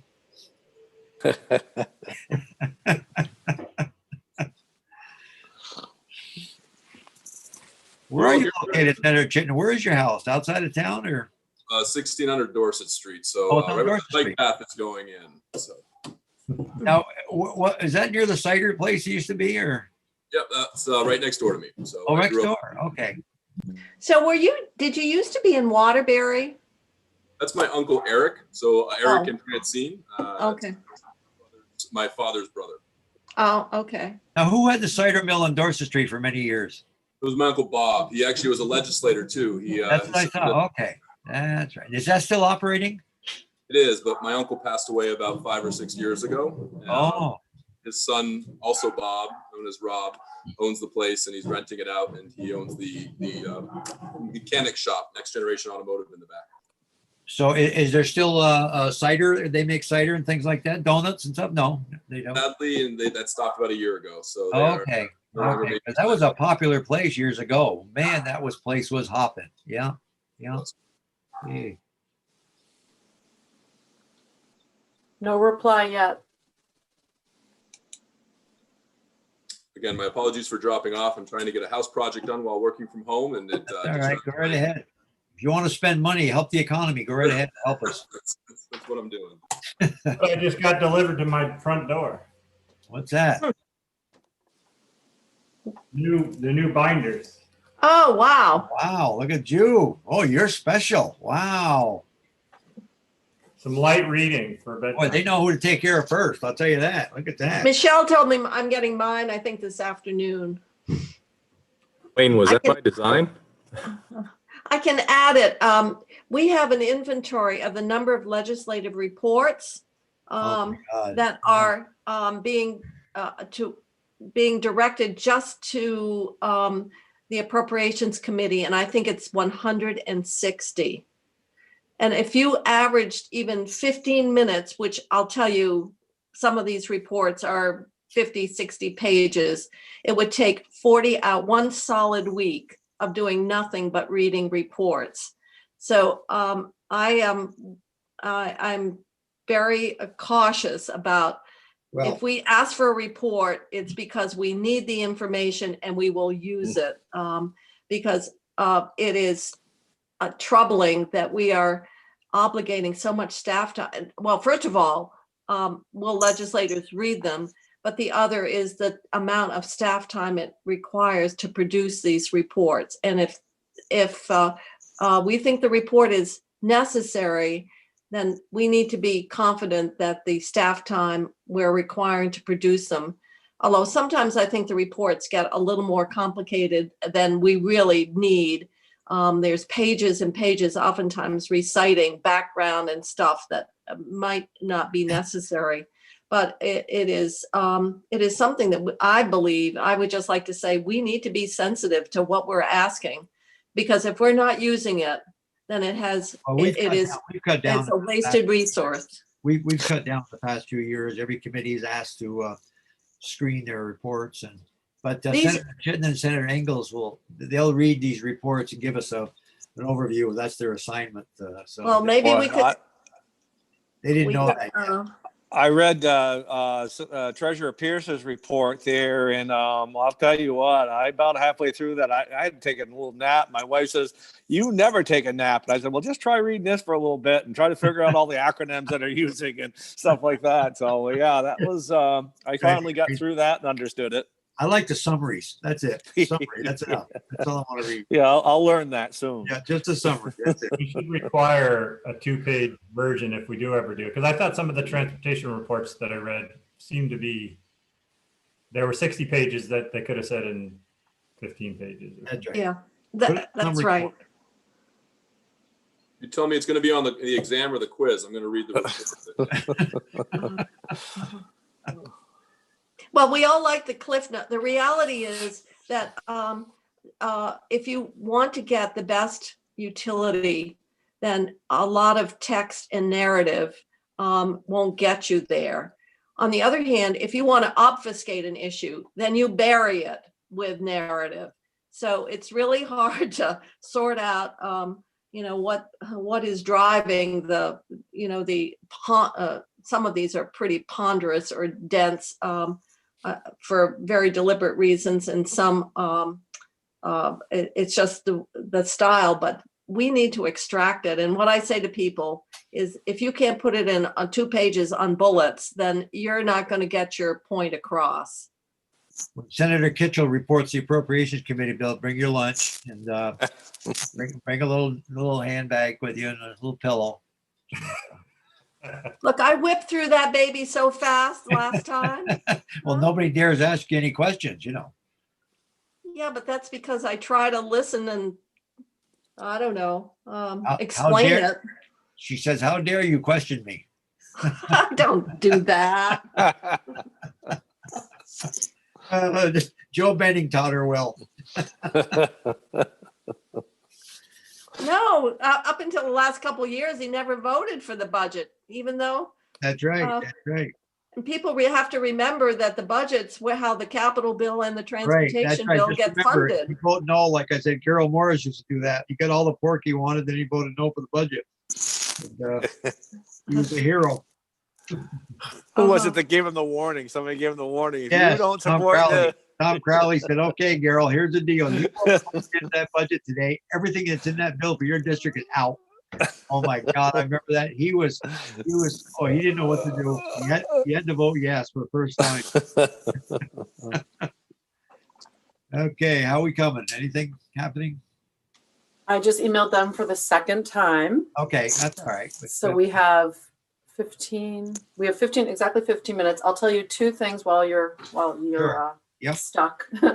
I just received an email from Michelle saying that, as you all know, that drivers have headed out with your budget books, so you should see them sometime today. Yeah. I will also put in a plug for the UVM internship program for what it's worth, which is consider next session. Perhaps you get possibly an intern for the committee and we could have them read certain reports for you and summarize them, et cetera, or do whatever other bidding you all need, just as an idea. Not required, just a thought. That's something new then, isn't it? Sure. So this session, we have 40 interns that are working throughout the Wow. legislator. Yeah, it's and I'm teaching a class on Mondays with them. Wow. But perhaps next session, even I think Senator Chittenden had a intern working with him on his campaign, but a year from now or next fall, if you are interested in an intern, we could try to get one for your. Oh, so that's how he got elected. Okay. I was wondering. Also, I will say that this UVM program, under the umbrella, they have an incredible department devoted to transportation. So. Very good. Yeah. Good. Do you want to wait for 15 minutes and take another break? I Yeah. apologize. Why don't we just take a break and come back at 11 o'clock? Okay. Okay, No fair problem. enough. Okay. Thank you.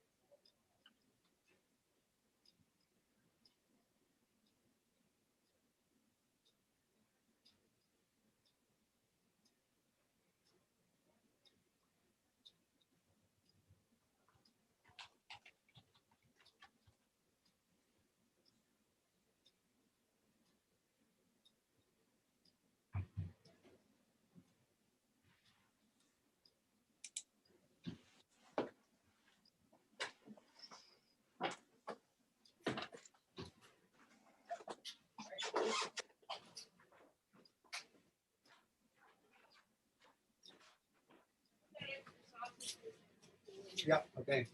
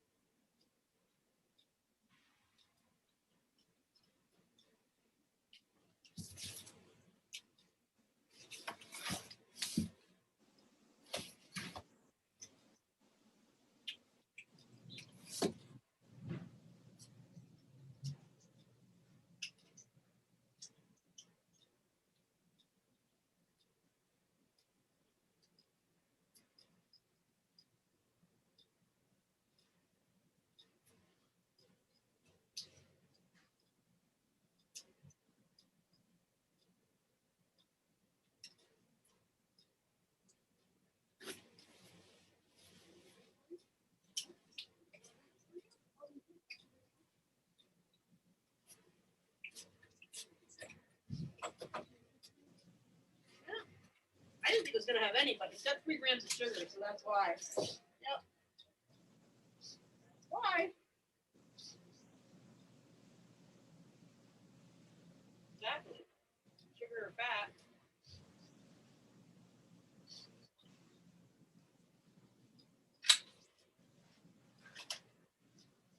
No protein in all fats, so.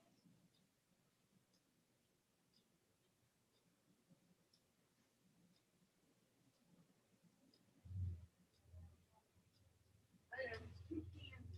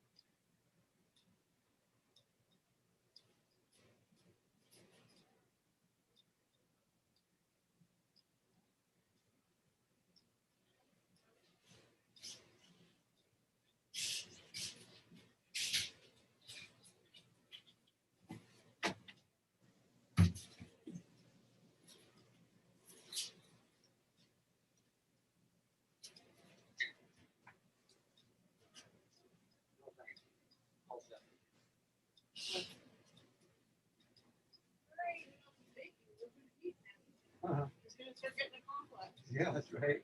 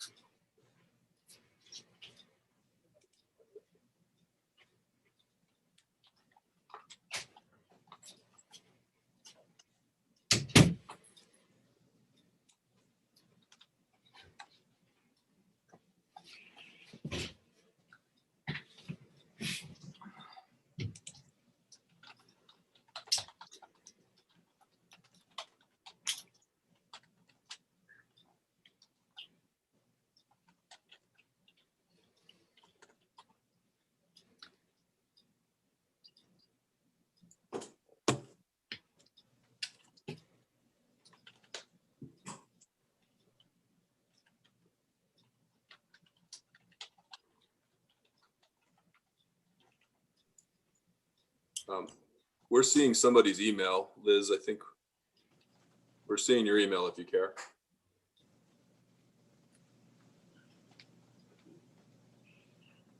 I think she stepped away. I'm back. Here I am. We're seeing your email if you care. Oh, you're seeing my email? Yeah, I see Liz Radek's inbox. Oh, that's exciting. Ready for you, Joe. Okay. Okay, wait, hold the phone. Let me undo my world. Okay.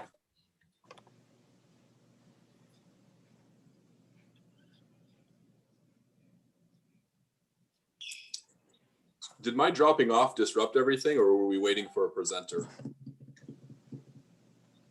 We're just waiting for a presenter. Well, We're waiting for Joe. He's not here yet.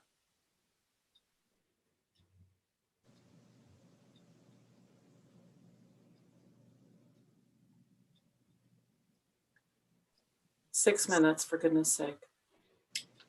Anybody get any snow up their way last night? Yeah. Did you? Yeah. Mm-hmm. Wow. It's quite a bit of snow. It's really adding up. Really? Oh, we got nothing over here. Gee. Oh.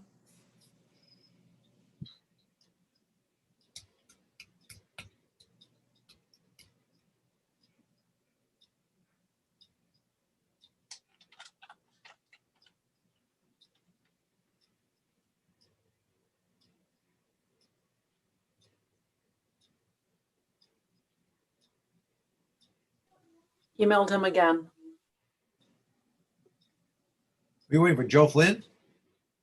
No, Joe Segal. Oh, Sigali. Okay. Segali, yeah. Yeah. Scheduler's worst nightmare. Don't worry about it. We're doing fine. Worked to my advantage, Liz, so I appreciate this this downtime. That's right. He can check on his electrician. You keep him busy because it's, it's about $80 an hour or so, He's a good friend. I hope he doesn't charge me that much. He can hear what I'm saying right now, but just kidding. Happy to pay it. It's well worth it. As you were saying earlier, we got to keep the economy going. There you go. Every bit helps. You use your council money, your big pay there to pay for it. That's. But I guess since we're on YouTube, is it inappropriate for me to endorse and promote businesses and short sleeves? Wilson Electric, best electrician I know of. So. Uh-oh. Joe entered the room.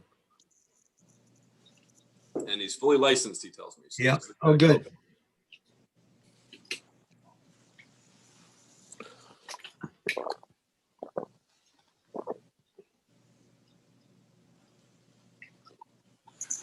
Joe has arrived. Everybody stand.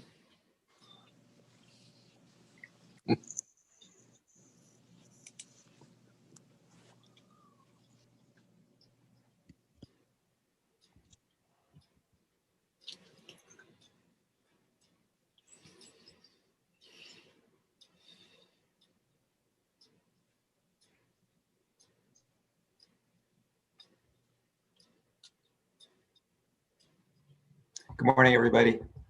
Good morning.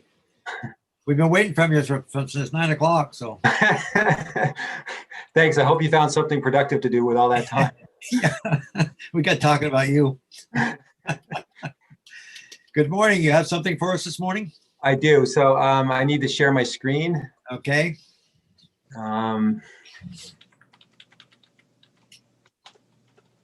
So I'm here to talk, Joe Segali, Policy Planning and Research Bureau Director. I'm here to talk about the budget for 2022.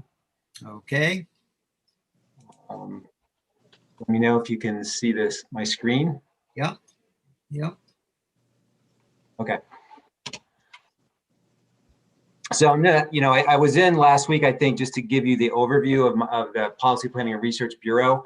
But just a little bit, a reminder, and also the budget, the policy and planning budget includes my bureau, but also some other sections of the agency. So this org chart right here, this is the Policy and Planning Research Bureau, which includes research, policy and planning, things like environmental policy, the TPI program, and just general planning. And then we have permitting services, which is our participation in Act 250 plus the highway access permits, so-called Section 1111 permits, and then we have mapping. So that's the Bureau. And then also we have public outreach, which is Amy Tatko and Nick. They report directly to Michelle. And then it just so happens that the administrative budget for the Policy and Planning and Intermodal Development Division is in this line item, the Policy and Planning line item. So that's Michelle's time, Michelle Boomhauer, the appointed authority, plus Trini Rizard, who's the assistant director, Michael Wachowski, who's the principal assistant, and Beth McTeer, who's the administrative assistant. So well, I'm responsible for this, for the Bureau, the whole budget I'm reporting on is for all of this right here. And that's the way it's been for many, since I've been here for 10 years. So this is the budget information that's in the book that you got for the policy and planning. And overall, the budget decreased by about 0.8%. And so let me do this. So can you see my laser pointer? So the budget decreased by about 0.8%. On the expenditure side, there's been some of the categories have increased. Personal services increased almost 14%, and while operating and grants have decreased, which offset that increase. And for personal services, the increase comes partially from just more professional services, third-party services, consultants, and so on. And that's really kind of driven by the status of the various studies that we have going on. Like we have a large freight and rail study going on. And some of that carries forward into additional years.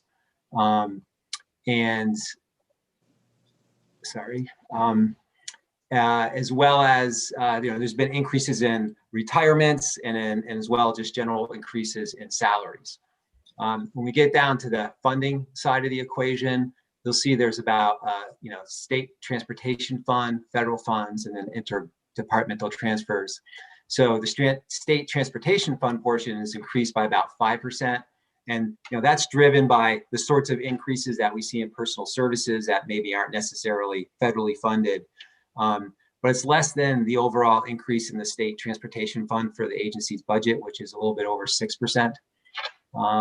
To see that there's a decrease in federal funds and not a whole lot, about 3%. And the interdepartmental transfer is the percentage is big, but the amount is small.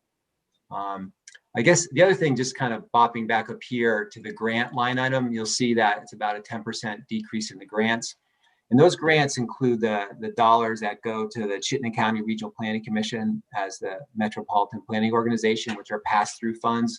And those have decreased between this year and last year. There's a number of factors that go into that. Again, it's sort of what's happening with the various studies that they have going on. And, sometimes we provide additional funding. For example, their work on the rail yard study that has been going on for a number of years, but that study got finished. And so that explains why there's a drop in grants. So that's the overall big picture here. To drill down just a little bit to show you how that budget, that $11 million budget, is split between the different sections of that org chart that I showed you at the start. General admin is about 9% of the budget, and that's pretty stable from year to year. The funds that go to Chittenden County and to the regional planning commissions for the Transportation Planning Initiative program, those combined are about 43% of our budget. Previous years it's been closer to 50%, but as I explained, the grants have decreased a little bit. But those two are a pretty big chunk of the budget. After them, when you combine the two of those, the next one down would be the policy and planning budget. And that's where we have the most staff, and that's where we're doing, again, the environmental policy work and the larger planning studies that we do for the state, as well as it's not the grants that go to TPI, but the staff that liaison with the regional planning commissions are in policy and planning. And then public outreach and mapping, relatively small proportion, and those are pretty consistent over the years. And same thing with Act 250 and Section 1111 and research. So I show this every year, and it's pretty close to the same every year in terms of the share of that $11 million and how it gets how the pie, literally gets kind of cut up. So I'm not going to go through these lists because I did it last week, but I just attached it to the presentation. But this is, I feel like if I'm showing you the budget, I should at least include a laundry list of everything that we do with the budget. And that's what this slide is. And that's what that slide is. So that's my quick overview of the budget. Obviously happy to answer any questions. Okay. Any questions, comments? That the personal services, you say that's for consultants? Salary. Yeah, it covers our salaries, and it also covers third-party services as well, which include consultants. But it's not all. How much of that is consultants? Do you have any idea what that breakdown is? I want to say it's somewhere like in, you know, 1.2 or $1.3 million in that neighborhood. May I ask a new guy question, Senator Massa? Right ahead, Senator Chittenden. So I come from a city council lens, and when we're presented budgets and we hear from department heads and managers, it's often helpful to know what they decided or already decided not to do this year, or what wasn't accomplishable given the confines of the frugality or the stewardship of what has been presented. Is it inappropriate to ask Mr. Segali what was already trimmed from the budget this coming year, or what was on the wish list but didn't necessarily make it, or is that not usually a useful conversation in these? Right ahead. Ask any question you wish. Does that make any sense, Mr. Segali? Is there things that you've already had to pare back on because of the mandate or the directive from the governor or otherwise? No, there's nothing I pared back on because of lack of funding. You know, even though you see that the budget is down by 0.8%, you know, the budget that I work with, a big chunk of it is the federal planning dollars, and those have stayed pretty steady year to year. I mean, what does happen, and it's only natural, is that there's just changing priorities. And, you know, for example, you know, last year we had to do a couple, well, actually 2 years ago, we ended up with like 5 legislative studies on various issues. And, you know, when we're given a legislative study, that becomes the priority. You know, it's in law and it has to be done by usually the end of the year. And so we make changes and we might delay some other work. And, you know, I'll give you an example of something that I've been delaying a bit on is just, you know, the emerging technology of connected and automated vehicles. I really think we could use a strategic plan on that. You know, we've been moving forward on a couple of initiatives, like, again, the automated vehicle testing, and which we're mostly doing in-house, but we really could use a comprehensive strategic plan, because that's an emerging technology that covers so many areas. And, you know, sometimes it's hard to put money into longer term thinking when you have to deal with some more immediate needs. And so we tend to do that a lot. We just make adjustments for the demands that kind of come up all the time.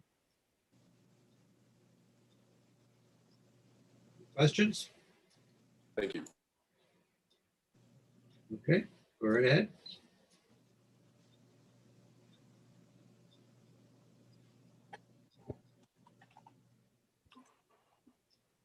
Was there another? I'm all set with my presentation. Was there Go right another ahead. question? Yeah. He's No, done. Well, who's Oh, next? Joe is whipped through that so fast. I think we're ahead of schedule. Sorry, my dog just tackled someone. Okay, so you're all set. So, Not a lot of Almost right. questions when you see a decrease of 0.8. I guess we're done. That's crazy. Crazy. Okay. I apologize. Unless anybody else has anything, maybe, wait, let's see what's next. Oh, wait, Joe. No, Wayne's ready. Okay. Sorry. Thank you, everybody. Okay, thank you. Thank you, Joe. Bye.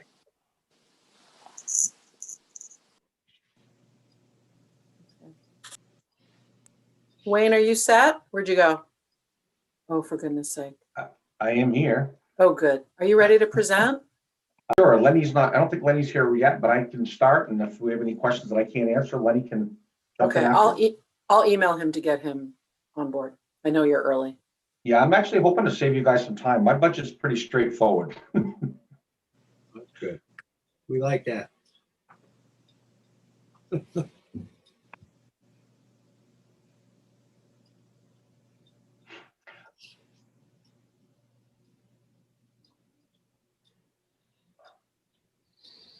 I was also wondering if Liz, can you bring this up? It's just the one sheet? I absolutely can. Thank you. Give me 1 second. I'm just emailing Sure. Lenny. Of course.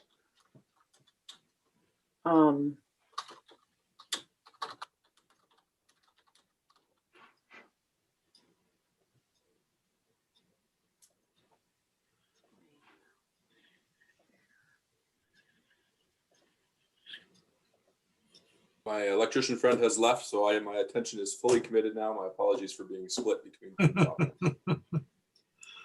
Can Can you see my screen? I can. Okay, so I've emailed Lenny. We'll see what happens. But I can get started if you don't like to. Great. Go ahead. Sure, go right ahead. Okay. So for the record, my name is Wayne Gamble. I'm the Division Director for Finance and Administration at the Agency of Transportation. And I will be presenting the Finance and Administration budget. Our budget this year, the ask is $211,983. The one thing about FNA's budget, we're 90+% is our budget is made up of, as you can see, in fixed costs, salaries and benefits, rent. So pretty much things that we don't have control over. As you can see, if you go down through between the salaries, fringe benefits, contractual and third-party services, which are legal, it's educational contracts and drug testing for our CDL people, as well as some rail people, and our per diem and other personal services, which is the placeholder for the retirement rate increase that we know is coming. If you were to add all that up, the difference between last year and this year is about $894,000. But throughout operating, which is the next section below, we had some one-time things that we had to do in 21, so we were able to get rid of some of those. And then we're also able to just not do certain things in our operating. So we were able to save $656,000 and change in that. As you heard earlier, FNA also gained 4 positions because the facilities and logistics team come over to us. So that their salaries are also baked into here, and benefits, and between what our personal services went up and our operating went down, our net is only a $232,000 increase over last year. I can go into some of the particular lines if you'd like. I just wasn't sure if there's something you want to zoom in on or not. Go right ahead.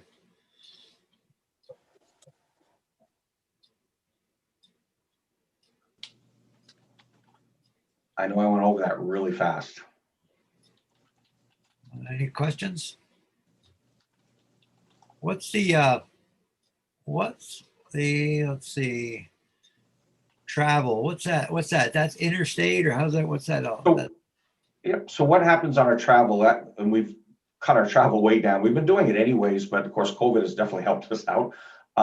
That could be for meetings, conferences, just all kinds of different things. So we were able to cut that way down.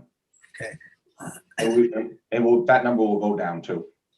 And rental property, is that for rental for what? Your office space? I mean, for the. Yep. So when we left, we were renting space at National Life, and as you know, when we went to Berry City Place, our rental fees actually went down from what they were at National Life, and that was a saving of a little over $100,000. Now, what's the future there? Is that going to stay, or is that going back, or what's the plan on that? Well, I think what's happening is, of course, BGS is taking the lead on our facilities and what's happening with them.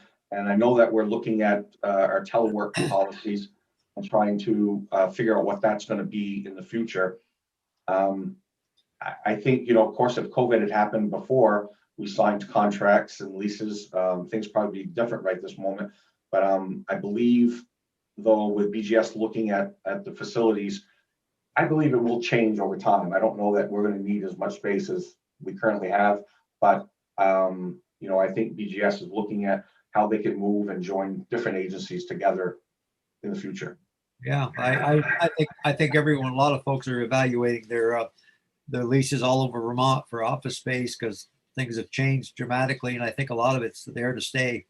And so you were able to get out of the lease at National Life when you made the move? So we left, but other state agencies went to National Life. Oh, I see. National Life was not hurt in any way. But for us, being at Berry City Place, it's actually cheaper for Agency of Transportation. Okay. But most of your folks are working from home anyway, right? Or a lot of folks are. Yeah, pretty much all of my folks in FNA are working from home. We still have some things we have to do in our our reprographic section, and Lenny does have some people on his team that need to come in once or twice a week. We still have some vendors and contractors and things that use paper still, and we are working away from some of that, but we're not there yet. So we still have to go in and handle some of that, the mail and things. And what's a repair and maintenance services? What's that? It was a big drop there. Oh, so the big drop there is, that was an IT, that was a one-time IT server migration that ADS did. Oh. They're doing a lot of cloud-based stuff now. Any other questions, anybody? Okay, go ahead.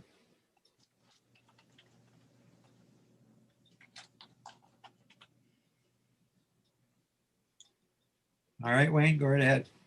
No, that is the whole budget. I'm not. Oh, okay, you finished it. He Okay. said it was fast and easy. Okay. Yeah, it's great.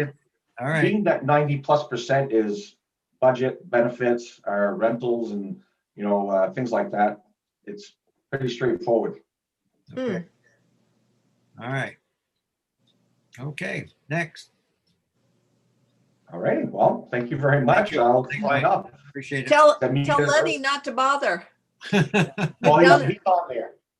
Sorry, I'm late. I was hoping Wayne would be finished by the time I signed on. I was trying, Lenny. I tried hard. We would have given you a harder time, Lenny. Yeah, he started talking about motorcycles, so we had to stop him. Yep. So, well, hopefully you get an early lunch. If that's it, I guess. Lenny, anything for you, Lenny? I'm good, unless anybody has questions for me. We're here. Are we going to get a detailed exactly what the extra money from the feds, how we're spending that? Yes, we will. We should probably schedule separate testimony about that If we plan. do that, that would be helpful because there's news out there that we're getting an extra 50 million or whatever. It'd be nice to know how that's going to be spent. Yeah, and some of it is in this FY22 budget, so we'll tell you where. All right. So when you're prepared for that, just Well, we already are spending 1.6 of it in the budget adjustment. That's correct. Mm-hmm. Mm-hmm. Yeah, So you're rolling it out. we are. just make sure the general fund doesn't get their hands on it. Okay, that's all I care about. Jane will spend that pretty fast.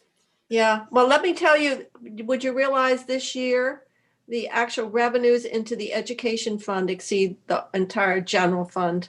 Oh, I bet. Yeah. It's amazing. Wow. I don't know. Yeah.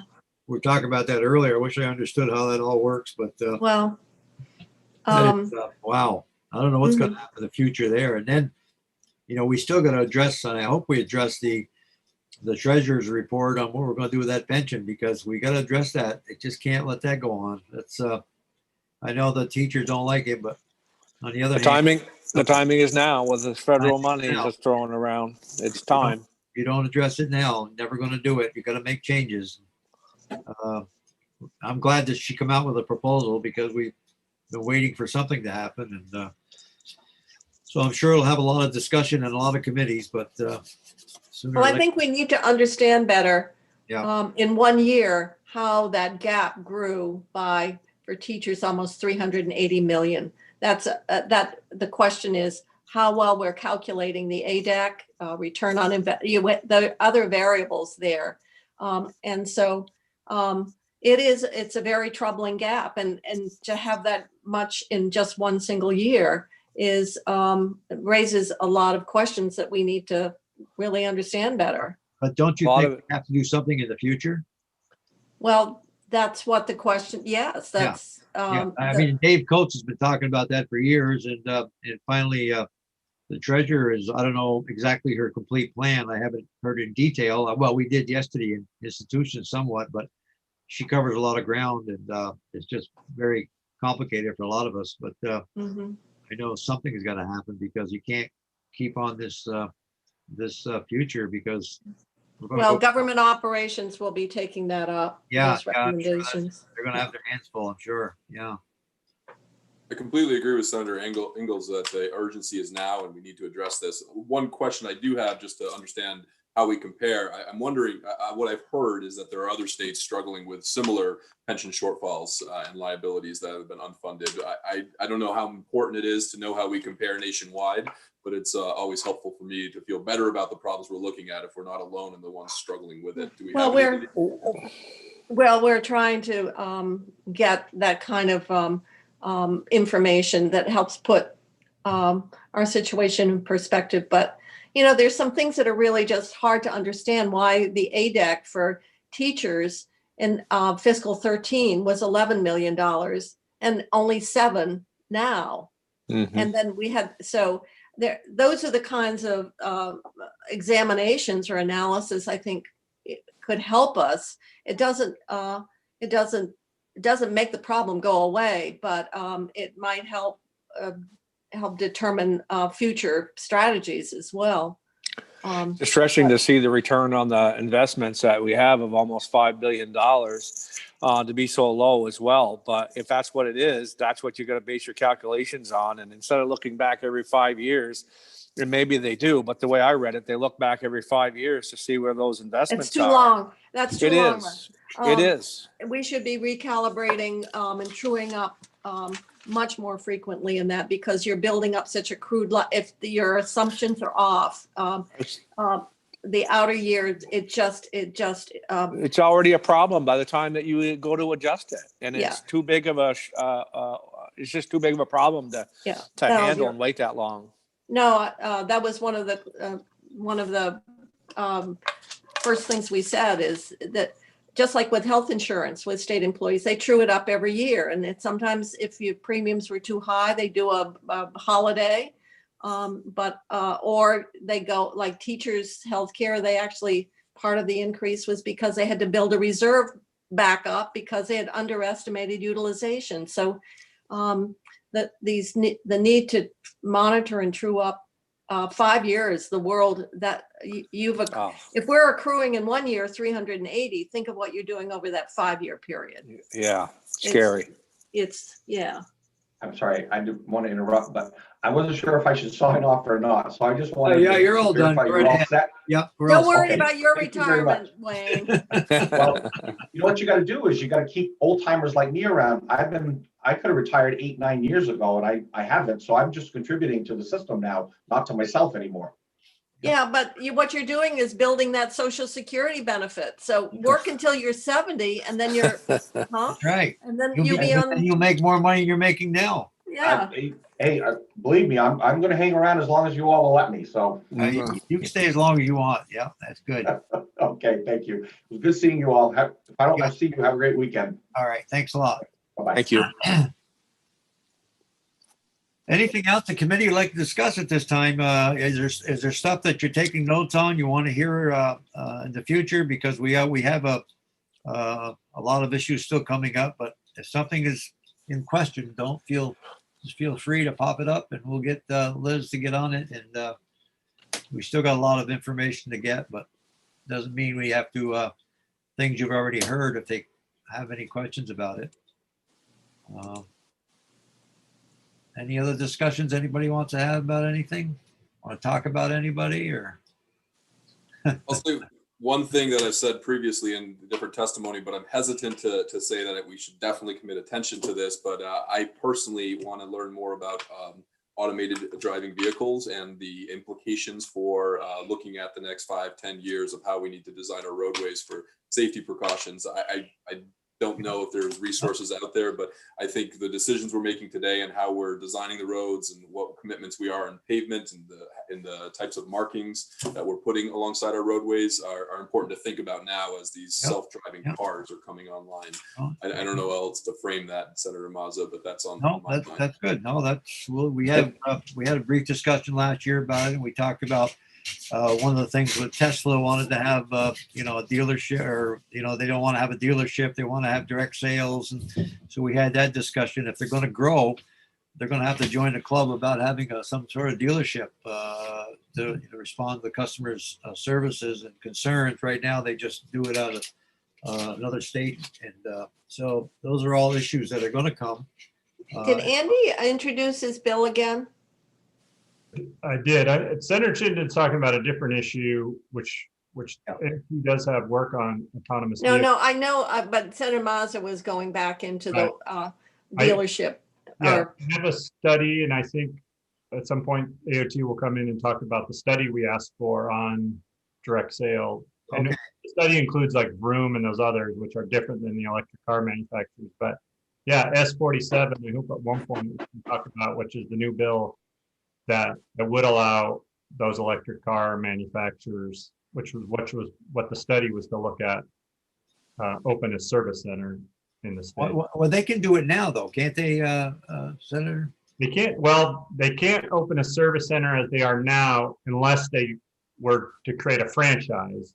Yeah. But they're not going to create a franchise just for Vermont. So Vermont just would lose out. We would never have any. I mean, that's not their business model for the whole world. So for 500,000 people in Vermont, they're not going to change their business model. So that's the only state, or there must be other states that they're not going to do it, or? There are some other states that don't allow them to do service centers or dealerships, but there are other states that do. So I just got my binders. You got your binders? Okay, I'll be getting mine momentarily, I'm sure. Yeah. UPS or somebody. And we can. Have you talked to? I've talked to some people that want to do fleets too, and that's a problem without service centers. So we could talk about it. And I understand that the auto dealers' concerns, that they feel like this is the camel's nose in the tent, that they feel like that this could put at risk their protection that they have from their manufacturers. I'm just hopeful that we can find a way to protect our current franchisees, but still allow the electric car manufacturers to at least open a service center. So those people that want to buy these cars, and it's not just Tesla, it's Rivian, Lordstown, other. They should have a service center somewhere in the state. They're gonna. Has any of you guys talked to somebody that actually ordered one of those vehicles, like Tesla or anything? I have a friend of mine that said, "How'd you order your car?" He said, "Well, Russ, it's a Sunday. I just had a few minutes. I got on the website. 10 minutes later, I've ordered my car, and 10 days later, it showed up." Yeah, they pick it up for service, but they're still bypassing all the dealers, and I don't think that's fair. Yeah, so hopefully we can, I know we talked a lot about it last year, but I'm hopeful that we can look at the study and then, have some more testimony on it. That'll be good. I'm looking forward to that. Anything else anybody wants to bring up at this time?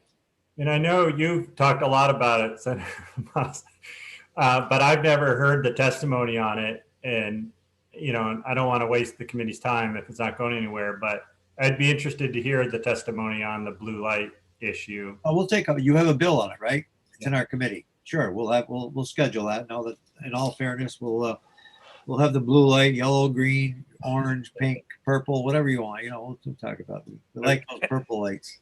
And any of the formulas that they're talking about, and I think that you touched upon it, Senator Mazza, that we had it coming as far as the formulas that they're talking about as far as to make up for the loss of revenue from gasoline sales with electric cars. That's been an issue that we've continued to discuss, and I hope we start making some progress, because although we favor the electric vehicle sales, I want to get some revenue to replace the gas tax, and it's going to get bigger and bigger if we don't do it sooner rather than later. And I think it's an issue that nationwide they're talking about. And we also know that a lot of the trucks are on natural gas now. The big trucks are on propane or whatever. So we're losing out all over the place. And although we encourage the use of those, we just want them to pay their fair share for driving on our highways. And I don't know if anybody's got any answers, but it's an ongoing discussion we'll have this year, because I think it's important to address that sooner rather than later. Michelle / AOT Boomhauer was going to come forward with some. Okay, good. We'll look forward to that.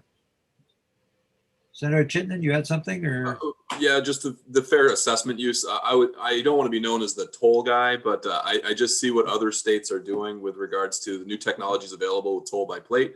And the testimony we were taking this week about the $10 municipal overweight permits, there are just solutions that I know we could employ if we were engaged. And I'd love to see the math on whether or not it makes sense financially, looking at our volumes. But you can put a camera up at an intersection, capture a license plate, and then send a bill to somebody for using that roadway. That's what Massachusetts is doing. And I know I don't want to put that onto the interstates, we're not going to put that all over the state. But when it comes to new transportation infrastructure, I think it's worth exploring how tolls could offset and fairly assess usage of our roadways.